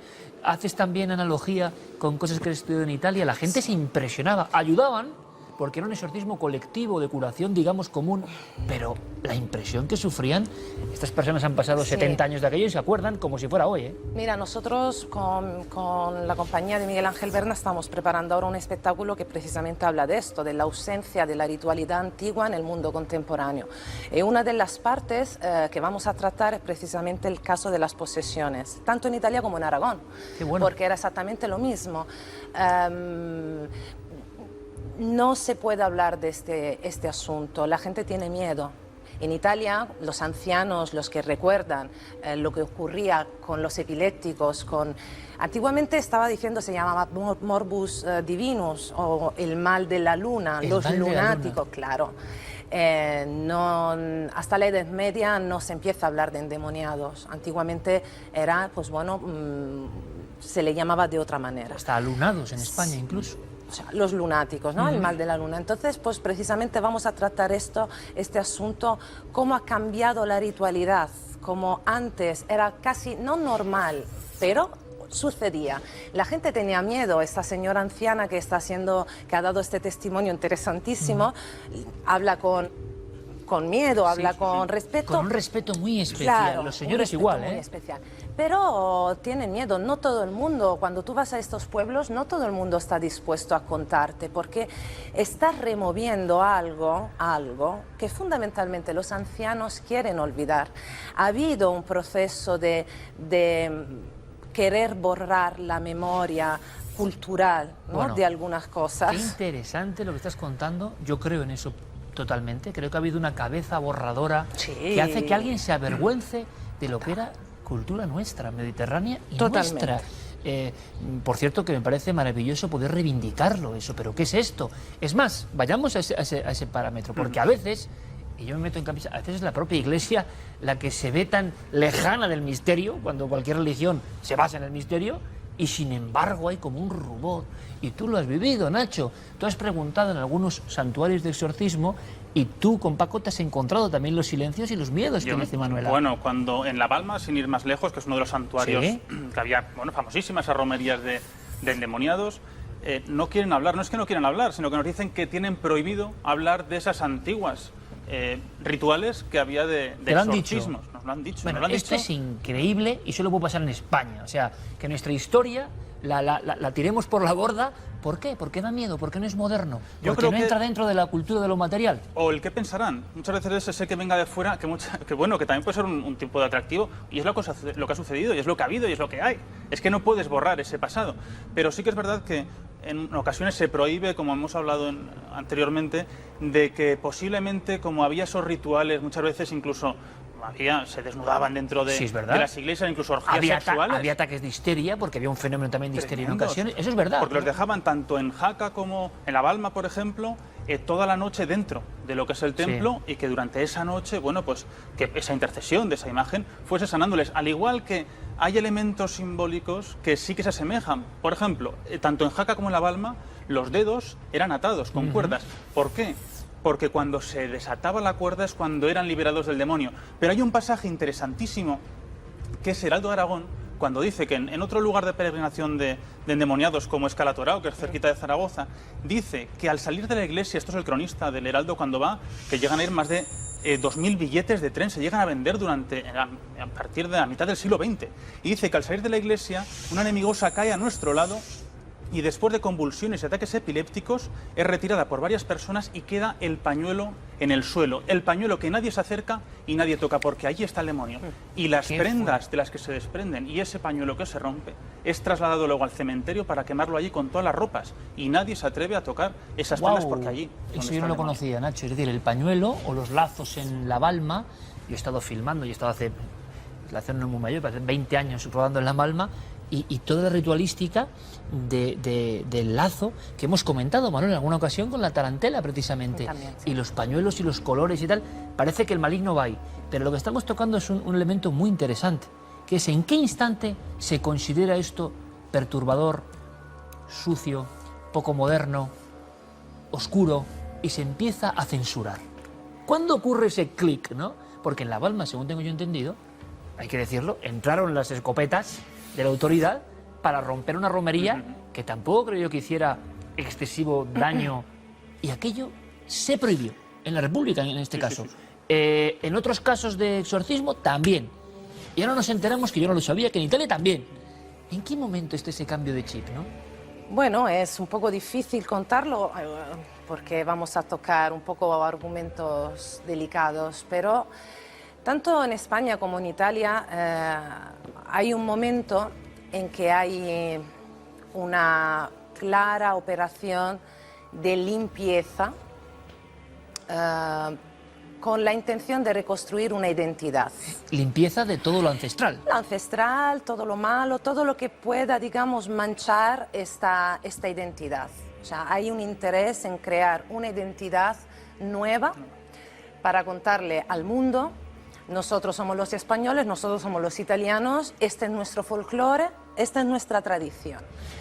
Con lo cual, en Italia conocemos las panderetas con los lazos y los trajes tradicionales y la tarantela que viene y toda alegría. En España conocemos las danzas típicas, tradicionales, quiero decir, la sección femenina hizo un trabajo maravilloso a principios del siglo XX. Pero que también, se olvida toda la raíz que está por detrás. Claro, ¿qué ocurre? Que nadie habla de dónde vienen todas estas cosas. Se ha perdido la conexión real con el origen de las cosas. No interesa. Durante la dictadura eso no interesaba. No interesaba en Italia, no interesaba en España. Evidentemente la diferencia es que en Italia nuestra dictadura terminó unos cuantos años antes que en España. Entonces hay un trabajo de antropólogos, etnólogos que se ponen a investigar y a reivindicar y a revalorizar determinadas tradiciones. Y en España ha tardado mucho más. Ha tardado mucho más, evidentemente, porque aquí en los años 70 aún estabais con la dictadura. Ahora, la operación es esta, borrar la memoria cultural, social y de todas las tradiciones de todo el siglo XX. Y entonces se produce una especie de shock mental. Totalmente. Porque gran parte de la población pertenece a ese mundo mágico, onírico y sagrado y también, los ancianos se avergüenzan. Por eso me parece interesantísimo También, esa reflexión. Yo creo que hay una reflexión que hay personas en la población actual que es como si no existiese el demonio, bueno, como clarísimo, que ya no creemos claro. en ello. Sí, claro, el demonio no existe, sino puede ser una enfermedad mental y se achaca enseguida a un tratamiento psiquiátrico. Pero no nos vamos muy lejos, nos vamos a la España actual. En el año 2013, en la diócesis de Madrid, de un exorcista que había pasa a ser 8. Se está incrementando en un número tremendo. Pero hay una cosa de importante, expertos. hablando de esto, Nacho. Tú has conectado con estos antiguos templos que tienen una historia que si estuviéramos en otro lugar la reivindicarían porque tiene que ver con el origen de las creencias de los seres humanos. Es un valor añadido. Aquí parece que queremos que se pierda, secreto absolutamente. Pero la pregunta es, esas personas que tenían esos males, a pesar de este mundo pragmático de la medicina y los hospitales, que tantas vidas salvan evidentemente, pero esa gente que sigue teniendo enfermedad del alma, ¿sigue existiendo? Pues mira, en este caso eran sanados cuando acudían y luego seguían acudiendo de forma rogativa, a forma de dar gracias por ese beneficio que habían obtenido. Y se esconden en estas localidades de que no existía. Esto es como lo de la brujería, ¿sabes? Que no quieren hablar de lo que ocurría, de ese patrimonio inmaterial que tiene la localidad, excepto Jaca. Jaca sí que es un lugar que Santa Orosia, presumen de ella, por supuesto, por ser esta patrona de los endemoniados y no reniegan en absoluto a su historia. Obviamente a partir de ese, creo que fue en el año 34, cuando ya se extingue esa romería. Esa romería sigue existiendo, pero sin endemoniados o personas, como esos nombres que les ponían. Espirituados, que es maravilloso, ¿no? Sin querer reconocer un poco, claro. Maquillando un poquito ese término, que siguen asistiendo, en muchos casos, no dentro de esa romería, pero ¿por qué no en esas aceras y por qué no siguiéndoles desde detrás? Es aquí lo interesante, yo creo que es un tema de vital importancia, se produce un paréntesis, un shock, y entonces tú ves a esas personas que vivieron esa España, que yo creo que hay algo que se ha deformado y que no acaban de entenderlo muy bien, porque ellos cuando cuentan, lo cuentan con una viveza, con una autenticidad y con unos valores. Claro, cuando desde la propia institución eclesiástica, hay que decirlo muchas veces, la asepsia también ha llegado y todos estos temas son ocultados, pues imagino que las personas que lo han vivido, tanto como afectado como testigo, se quedan como diciendo, bueno, ¿y todo lo que hemos vivido, de qué vale? Estos si nos están escondiendo. Que además, esta señora nos contaba que ellos no se podían mezclar con las personas que venían endemoniadas, que no les dejaban. Ellos iban por un sitio y ellos por otro. O sea, los propios de la localidad, los del pueblo, no se juntaban con estas personas que tenían esos males y que iban a sanarse. Que en muchos casos te comentan que al entrar al templo, bien sea en Santa Orosia, bien sea por intercesión de diferentes restos, o bien se relajaban completamente o entraron en un ataque de histeria. Siempre había esas dos vertientes hasta que eran sanados. Bueno, nuestra obligación yo creo es la de que esto no se olvide, que esto forma parte de nuestro patrimonio, que si no acabaremos, como nos pasa muchas veces, yendo a cualquier lugar del mundo y resulta que todo el mundo es igual. Y uno se baja de la terminal del avión y está en Düsseldorf, en Lima o en, yo que sé, donde sea, y todo es lo mismo. Y resulta que cada pueblo tiene su patrimonio. Así que, Manuela, yo te felicito. Ojalá tengáis éxito, hagáis este espectáculo, esta vivencia, reivindicando todas estas culturas antiguas que yo creo que tienen un valor fundamental para entendernos a nosotros mismos. Quizá la desconexión es que, como con tantas cosas nos han cortado las raíces y la conexión profunda, pues ya no sabemos ni quiénes somos ni de dónde venimos, ¿no? Ni a dónde vamos. Y de dónde vamos. Y se produce esa especie de esquizofrenia en la que muchos vivimos, ¿no? Con un pie, esos testigos me han parecido maravilloso, en la España mágica y profunda y maravillosa, y otro pues con la sensación de que Nacho Navarro llama y de aquí no se habla de esto. Asombroso. Nosotros, Nacho, vamos a seguir hablando, porque hay otros lugares de romería de endemoniados y creo que merece la pena que los visitemos. Hay que conocerlos. ¿Y si una persona que se considera endemoniada llama a ese lugar y quiere asistir? Bueno, eso es una de las preguntas que me gustaría que ellos mismos nos contestasen. ¿Serán abiertas sus puertas? Bueno, investigaremos, Nacho, te lo prometo. Cuando quieras. Gracias, amigo. Manuela, mucha suerte. Gracias, de verdad. Gracias. Un paseo por España mágica que siempre es reconfortante, ¿verdad? Siempre es como... Bueno, es que algo de todo este eco está en nosotros. Si cortar esta raíz es uno de los grandes errores del ser humano, ¿no? Conocerlo es lo que intentamos hacer en este programa. Vamos ahora a conocer otras cosas, sus historias, las suyas personales.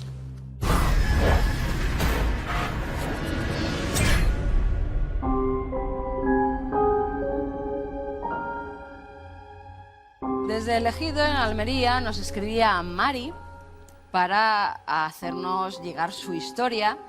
Nos dice que hace 11 años fue a dar a luz a su hijo pequeño en un hospital de la localidad, que cuando llegó al hospital pues le dijeron que estaba a punto de ver la cara a su hijo recién nacido, pero que el médico, al cabo de 2 horas, vio que algo pasaba, que algo no iba bien.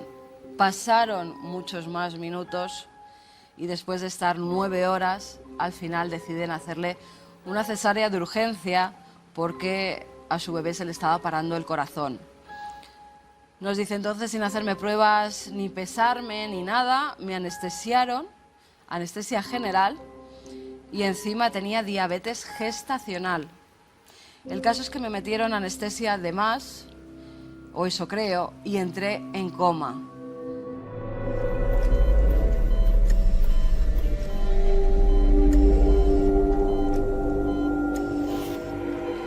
A los familiares les dijeron que no tenían muchas esperanzas de que saliera con vida.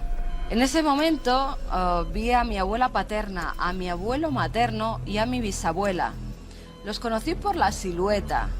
Yo tenía mucha paz, me sentía a gusto, quería estar con ellos, pero ellos me empujaban.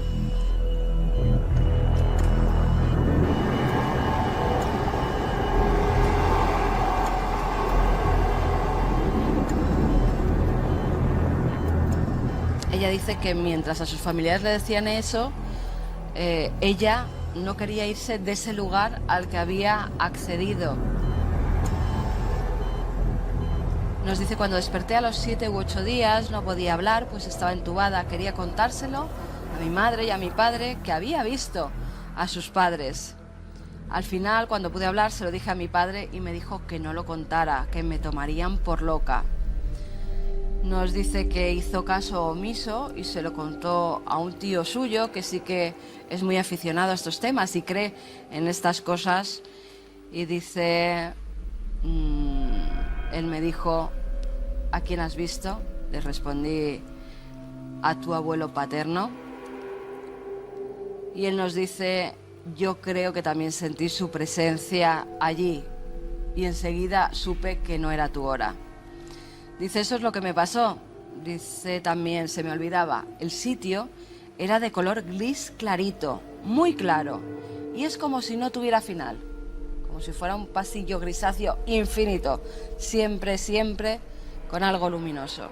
No sé cómo explicarlo, pero cuando lo pienso es como si lo viera, pero no sé explicarlo. ¿Cuántas veces hemos oído esas palabras? No sé explicarlo. Era tan poco parecido a lo que estamos acostumbrados aquí que no tengo palabras para explicarlo.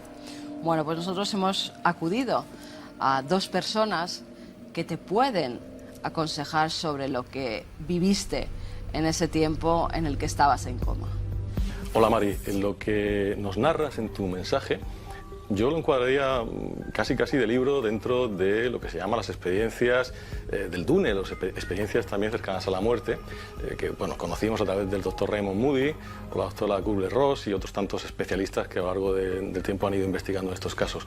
Tú estás en un coma, estás en una situación profundamente en el límite quizá de lo que son la realidad y es la vida, y en un momento dado tú te encuentras en un lugar muy placentero y además ves a familiares tuyos que conoces y que sabes que están fallecidos.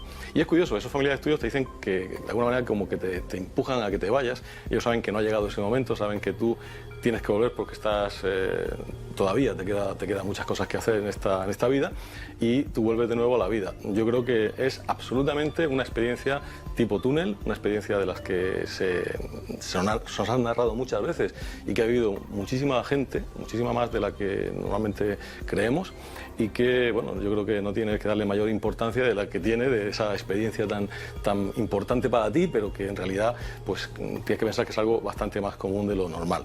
En definitiva, una experiencia ECM, una experiencia de tipo túnel. Pues en este caso tuyo está clarísimo, es casi de libro tu experiencia. Lo que estuviste viviendo durante ese coma en el que entraste con motivo de esa cesárea de urgencia que te tuvieron que hacer, es ni más ni menos que una experiencia cercana a la muerte, en la que te vistes en un espacio gris, sin final, en el que vistes a tu abuela y a tu bisabuela, que eso sí te apremiaban a que volvieras. No había llegado tu momento, por supuesto. Fíjate que muchos estudiosos están investigando los casos de experiencias cercanas a la muerte, porque es un tema apasionante. Y debo decirte que en el caso tuyo, todas las personas que habéis tenido esta experiencia les cambia la vida, porque ya no tienen miedo de la muerte. Fíjate si es bonito ese regalo que la vida te ha proporcionado. Bueno, pues los dos coinciden. Una experiencia de túnel, como dice nuestro compañero Joaquín Abenza, o una experiencia cercana a la muerte, como también se llama, ¿no? El ver ese túnel, a los familiares, ellos son los que te dicen no es tu hora y parece que te empujan hacia abajo. Tenías una misión, ¿no? Que era la de cuidar de tus hijos, no era tu momento. En eso coinciden los dos expertos y nosotros estamos contentos de que no fuera tu momento y nos pudieras hacer llegar este testimonio, porque hemos vivido muchas historias de personas que han tenido una experiencia cercana a la muerte y su vida ha cambiado totalmente y siempre para mejor.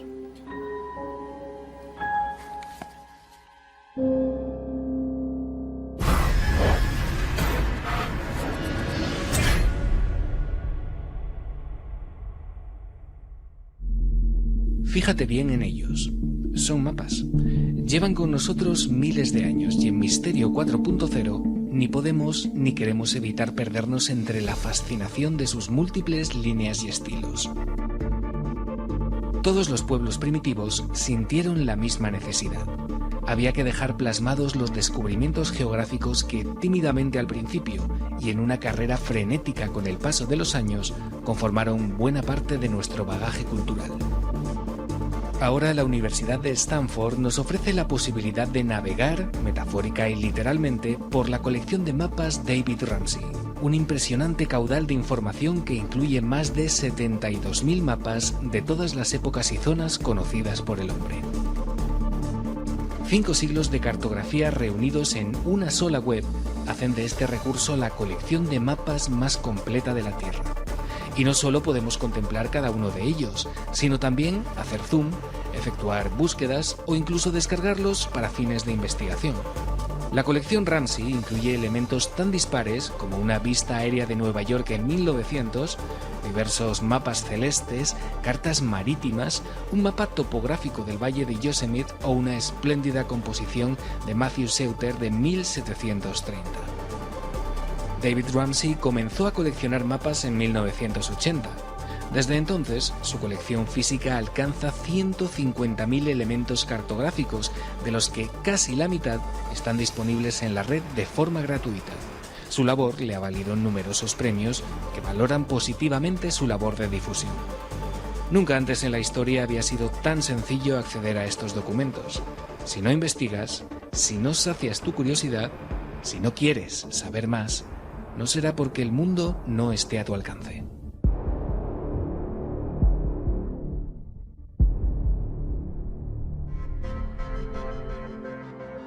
Ustedes saben que Almería ha sido el plató eterno, sobre todo en los años 60, años 70 en nuestro país, que se hacían todo tipo de películas, sobre todo el western, y algo de cinematográfico, pero dramático tiene esto que les voy a contar a continuación. Es una investigación de nuestro compañero Paco Pérez Caballero, que, como ven, hace doblete en este programa, porque hay una circunstancia que tiene que ver con el ámbito de la criminología, que tiene lugar en Almería y que sigue siendo un secreto y un misterio. Hay incluso series importantes que ubican sus zonas desérticas como algo esencial para dar inquietud a una toma, y, como siempre suele ocurrir, la verdad supera a cualquier guión de serie o de película, da lo mismo. Es un caso abierto que queremos contarles, muy desconocido. Hemos seguido las pistas. El Jack, por Jack el Destripador, por desgracia, de Almería.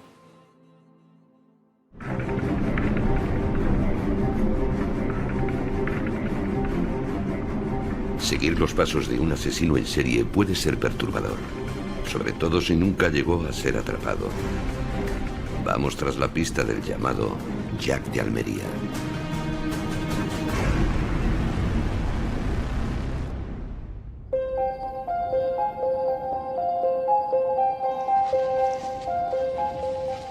Se sabe que este hombre recogía a las víctimas en las zonas de prostitución de Almería, que eran en esa época el barrio del Zapillo, la zona del Paseo Marítimo y la entrada a Almería, el barrio de Pescadería. Las montaba en un coche, se las llevaba lejos y a todas las mataba con una forma muy parecida. A la mayoría de ellas las estrangulaba, a las que no estrangulaba les daba un golpe en la cabeza, y a todas o a casi todas las dejaba abandonadas en parajes deshabitados, las tiraba por algunos barrancos cercanos a la capital o incluso en la zona del Ejido las despeñó por los barrancos de Almería. El escritor Alberto Cerezuela nos muestra la zona que el criminal sembró de muerte. La mayoría de los cuerpos aparecieron en el poniente almeriense, entre la capital y el Ejido. Paco, mira, aquí es uno de los lugares donde aparecieron cadáveres. Cuando estaban haciendo esta urbanización, pues unos albañiles por la mañana encontraron un cuerpo pues despeñado por estas piedras. Sus zonas preferidas eran estas, de Almerimar en el Ejido, las afueras de Almería capital, que es la zona de Agua Dulce y de los acantilados del Bayana, y Almería por el otro costado, por el costado del Levante. En la zona del río Andarax, la desembocadura, también apareció algún cadáver ahí. Entre 1988 y 1996, 10 mujeres fueron asesinadas en circunstancias muy parecidas. Los investigadores sospechan que muchas de ellas pudieron morir a manos de un presunto emulador de Jack el Destripador. Es evidente que ahí yo veo una imitación hacia el personaje de Jack el Destripador. De hecho, empezamos nosotros los medios de comunicación a definirlo así, y así parece que se ha quedado después de tantos años como han transcurrido. Es curioso que este personaje histórico, que todo el mundo por referencia o por lectura conoce, comenzó su andadura en el año 1888, y aquí estamos hablando de 1988. Nos dirigimos a los acantilados que rodean Agua Dulce. Por estos pedregales caminó el asesino, tal vez fantaseando con alcanzar la fama del destripador. Lo cierto es que, como aquel, nunca fue atrapado, y es inevitable pensar que quizá no esté tan lejos.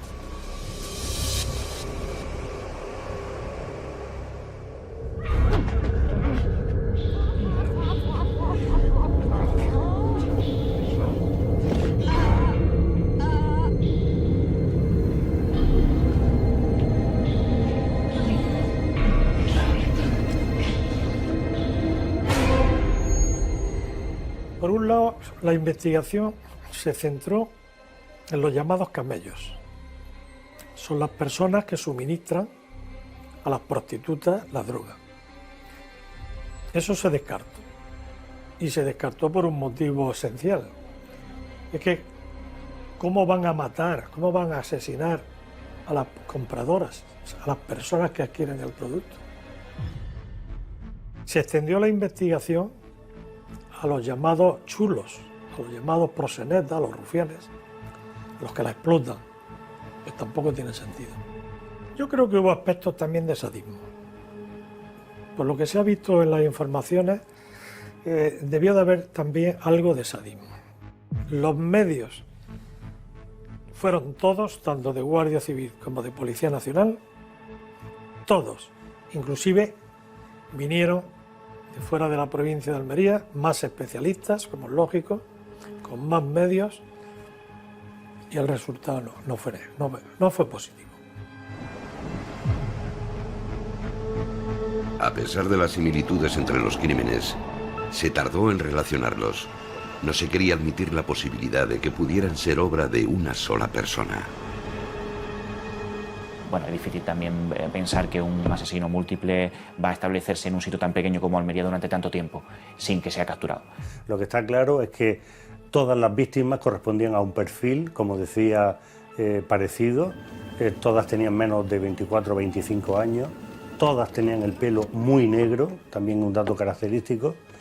Todas eran de una estatura mediana baja. En fin, hay un perfil de la víctima, hay un perfil de los hechos y hay un perfil en serie de cuándo sucedieron los hechos. Yo creo que son muchas coincidencias. Hombre, indudablemente existe un patrón que se repite en muchos de los crímenes. Eran chicas no demasiado corpulentas, chicas jóvenes, todas ellas menos de 30 años, muchas vinculadas, como decía, a la prostitución, otras que simplemente pues, estaban en Almería de paso o veraneando, pero evidentemente hay un mismo modus operandi. Abusaba de la vulnerabilidad de sus víctimas. Las llevaba por carreteras secundarias, les quitaba la vida con sus propias manos y después arrojaba el cadáver por los acantilados. Yo recuerdo quizás con más horror la aparición del cuerpo en la zona del Cañarete de la chica que apareció allí desnuda.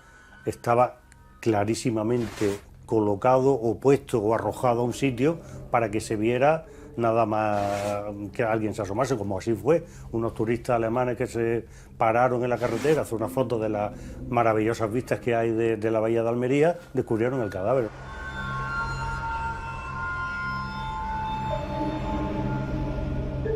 Un día, el asesino de los acantilados, el llamado Jack de Almería, dejó de matar y desapareció. Se perdió entre la multitud y tal vez siga en algún lugar, esperando el momento para volver a actuar.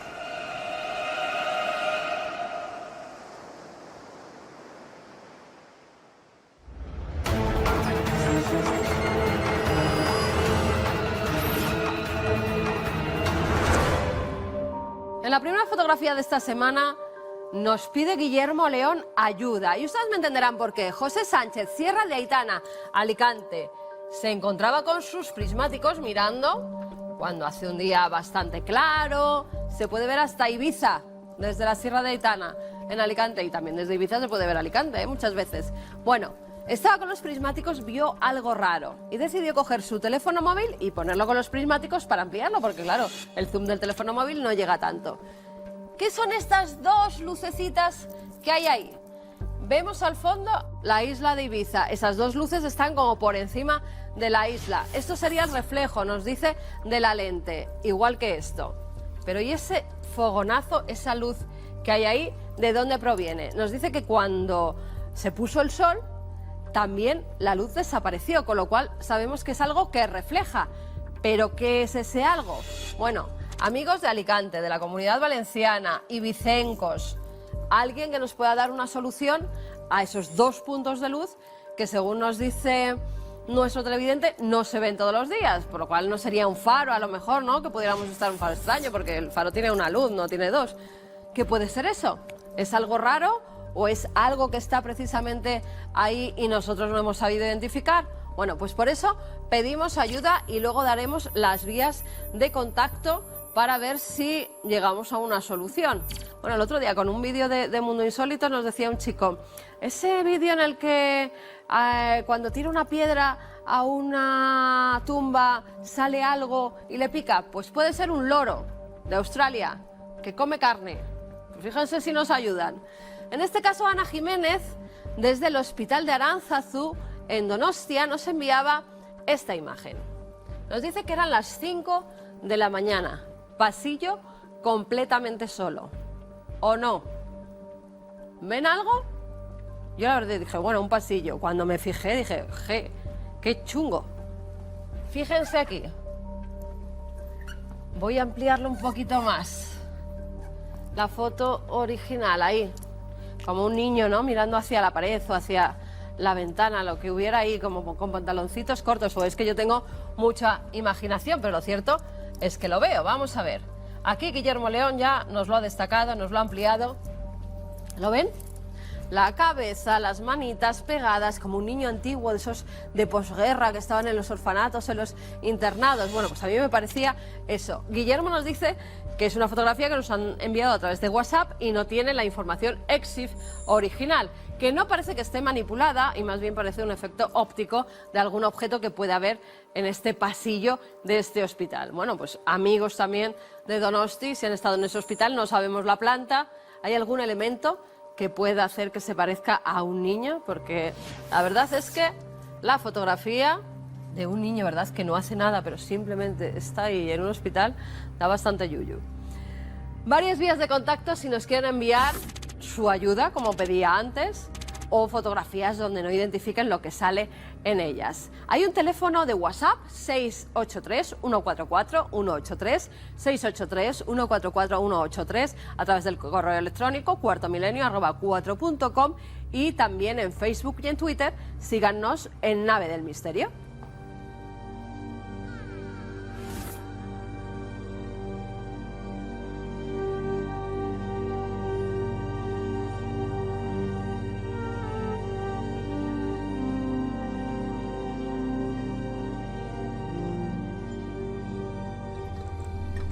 Hay una película, lo he comentado muchas veces, que yo no veo solo, o sea, no me atrevo, que es El Exorcista, porque tiene algo, lo hemos comentado en alguna ocasión, y es una pena porque llevamos un montón de años y no hemos podido hacer un especial que a veces solemos contar en las Noches del Misterio, como ahora en esta exposición que está en Granada, pero en la televisión no hemos podido, por cuestiones que no tienen nada que ver, ¿no?, más bien burocráticas. La otra historia del Exorcista conjunta todo lo más increíble que uno puede imaginar. Y es una película tocada por una realidad y por eso transmite. Yo siempre me acuerdo, y doy por hecho que todos han visto El Exorcista, del atormentado padre Carras, vagando, haciendo footing cerca de Georgetown, y cómo él está en una crisis de fe. Está muy bien la película porque la crisis de fe es que ese hombre es sacerdote, pero no sabe muy bien por qué es sacerdote, son condicionamientos sociales, la vida. Y cuando ve al padre Merrin, el viejo Max von Sydow, lo toma casi como un loco, ¿no? Y dice, este cura todavía cree en el demonio de verdad. Y el proceso del exorcismo de ambos es la transformación, ¿no?, dándose cuenta de que aún quedan Quijotes que de verdad creen en lo que hacen. Y recupera la fe, este sacerdote.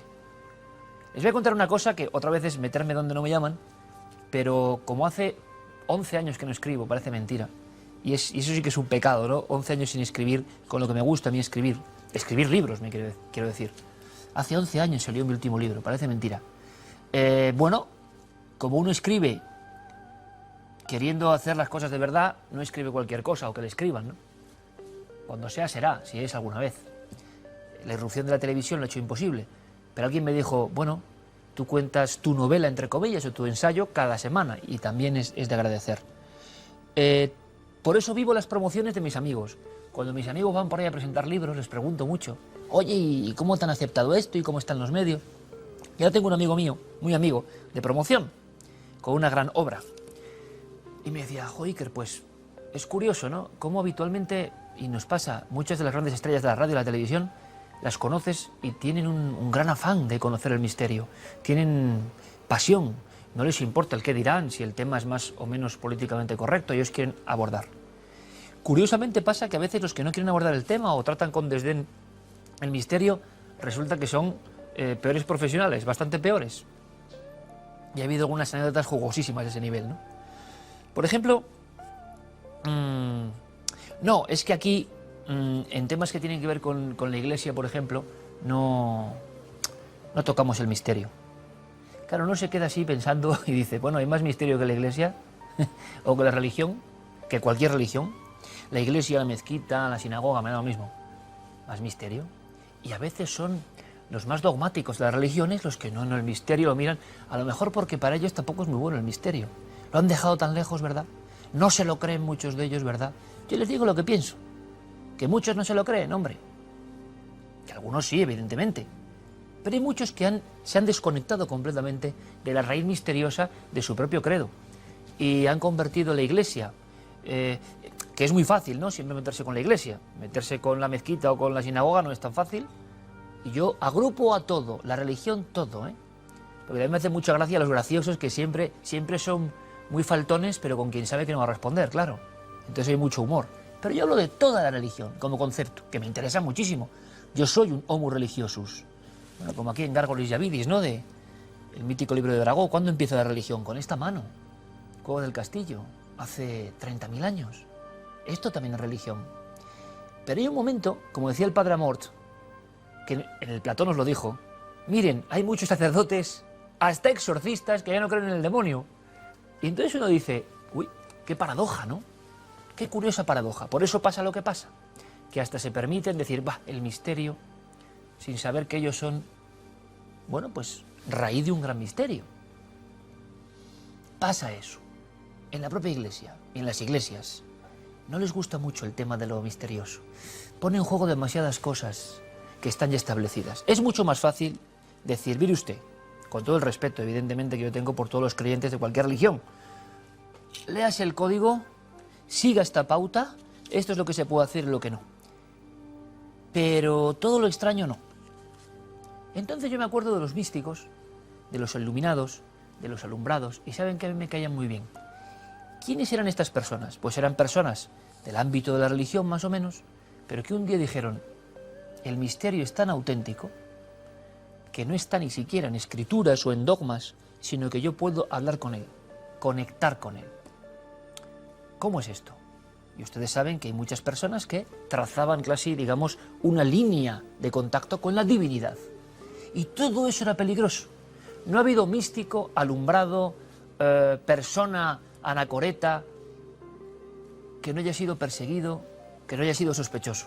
Si no pasabas por el tamiz de las normas, tú no podías tener una relación con Dios, sea el Dios que cada uno quiera. Y a mí siempre me han gustado los místicos, porque eran como versos libres. No acataban códigos, no acataban códigos.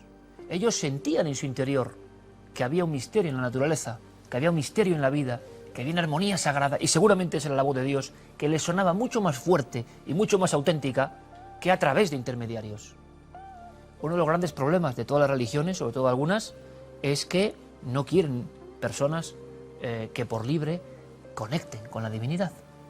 Y por eso quizá hoy en día, 2016, haya ese totum revolutum, en mi opinión personal, de lo que yo más puedo conocer, que es la Iglesia, por las personas que más o menos conozco, sacerdotes de los que tengo un gran respeto, es que muchos han perdido el nexo real con lo misterioso.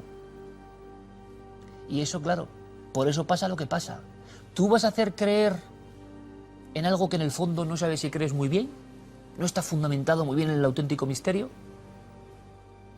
Por eso no hay mucha correa de transmisión y por eso se pierden, me imagino, muchas vocaciones. Me decía este amigo que patrocinaba el libro en estas semanas, que me dice, Iker, me di cuenta de que desde una parte y otra hay como un gran interés, incluso en la religión, que esto sí que es sorprendente, o sea, no solo en religioso, ateo, no, o científico, ¿no? Que sería hasta más lógico. El científico darwiniano no cree en la religión ni en el homo religioso y me parece hasta bien, es su norma, ¿no? Pero y en la religión, que pongan reparos al misterio en la religión. Y me dice, mira Iker, me da la impresión por mi aventura con este libro en muchos medios españoles, que hay como una enorme batalla silenciosa por cortar la trascendencia. Como decía Teilhard de Chardin, por cortar de verdad nuestro hilo, nuestra wifi con Dios, con la divinidad, con lo sagrado. Sea lo que esté ahí, cortarla. Y en eso da igual que uno sea científico, que uno sea ultrarreligioso. No, tú no conectes con la divinidad, que yo ya estoy para contarte lo que dice la divinidad. Esto ha pasado a lo largo de la historia y sigue ocurriendo. Y alguien dirá, ¿por qué no hay vocaciones? Porque muchas veces no se habla con verdadero entusiasmo del misterio auténtico original que lo envuelve todo, y la religión más que nada. Bueno, pues que lo sepan. Todavía hay personas que desprecian o renuncian el misterio y eso les pasará factura, porque qué mayor misterio que la mente humana, que la propia religión, que creer que hay un ser que ha construido todo esto, ¿no? Como ven, no nos casamos con nadie, y en un libro, precisamente hace poco, me impresionó muchísimo la frase. Le decían a alguien, a un torero, por cierto, de los años 20, alguien buscando un estrambote, una situación, una buena nota de prensa, decía, oiga, ¿y usted, Rafael el Gallo, qué es lo más raro que le ha pasado en su vida? Yo juro que lo voy a decir ahora cuando me lo preguntan mucho. ¿Qué es lo más raro que le ha pasado en su vida? El periodista esperaba, imagino, una respuesta de algún... Y se le queda mirando, y aquel hombre, como un Séneca, años 20, en la barrera le dice, lo más raro, haber nacido. Había más filosofía en esa respuesta que en muchos tratados, porque ese es el gran misterio. Y quien no se dé cuenta, haber nacido simplemente y ver la realidad es el mayor de los misterios. Sin embargo, hasta los que son embajadores del misterio, es decir, las religiones, a veces se han olvidado de la propia esencia. Curioso y significativo, ¿verdad? A mí me caen muy bien los místicos. Voy a seguir investigando sobre ellos. Los últimos versos libres del misterio. Hasta dentro de 7 días, amigos.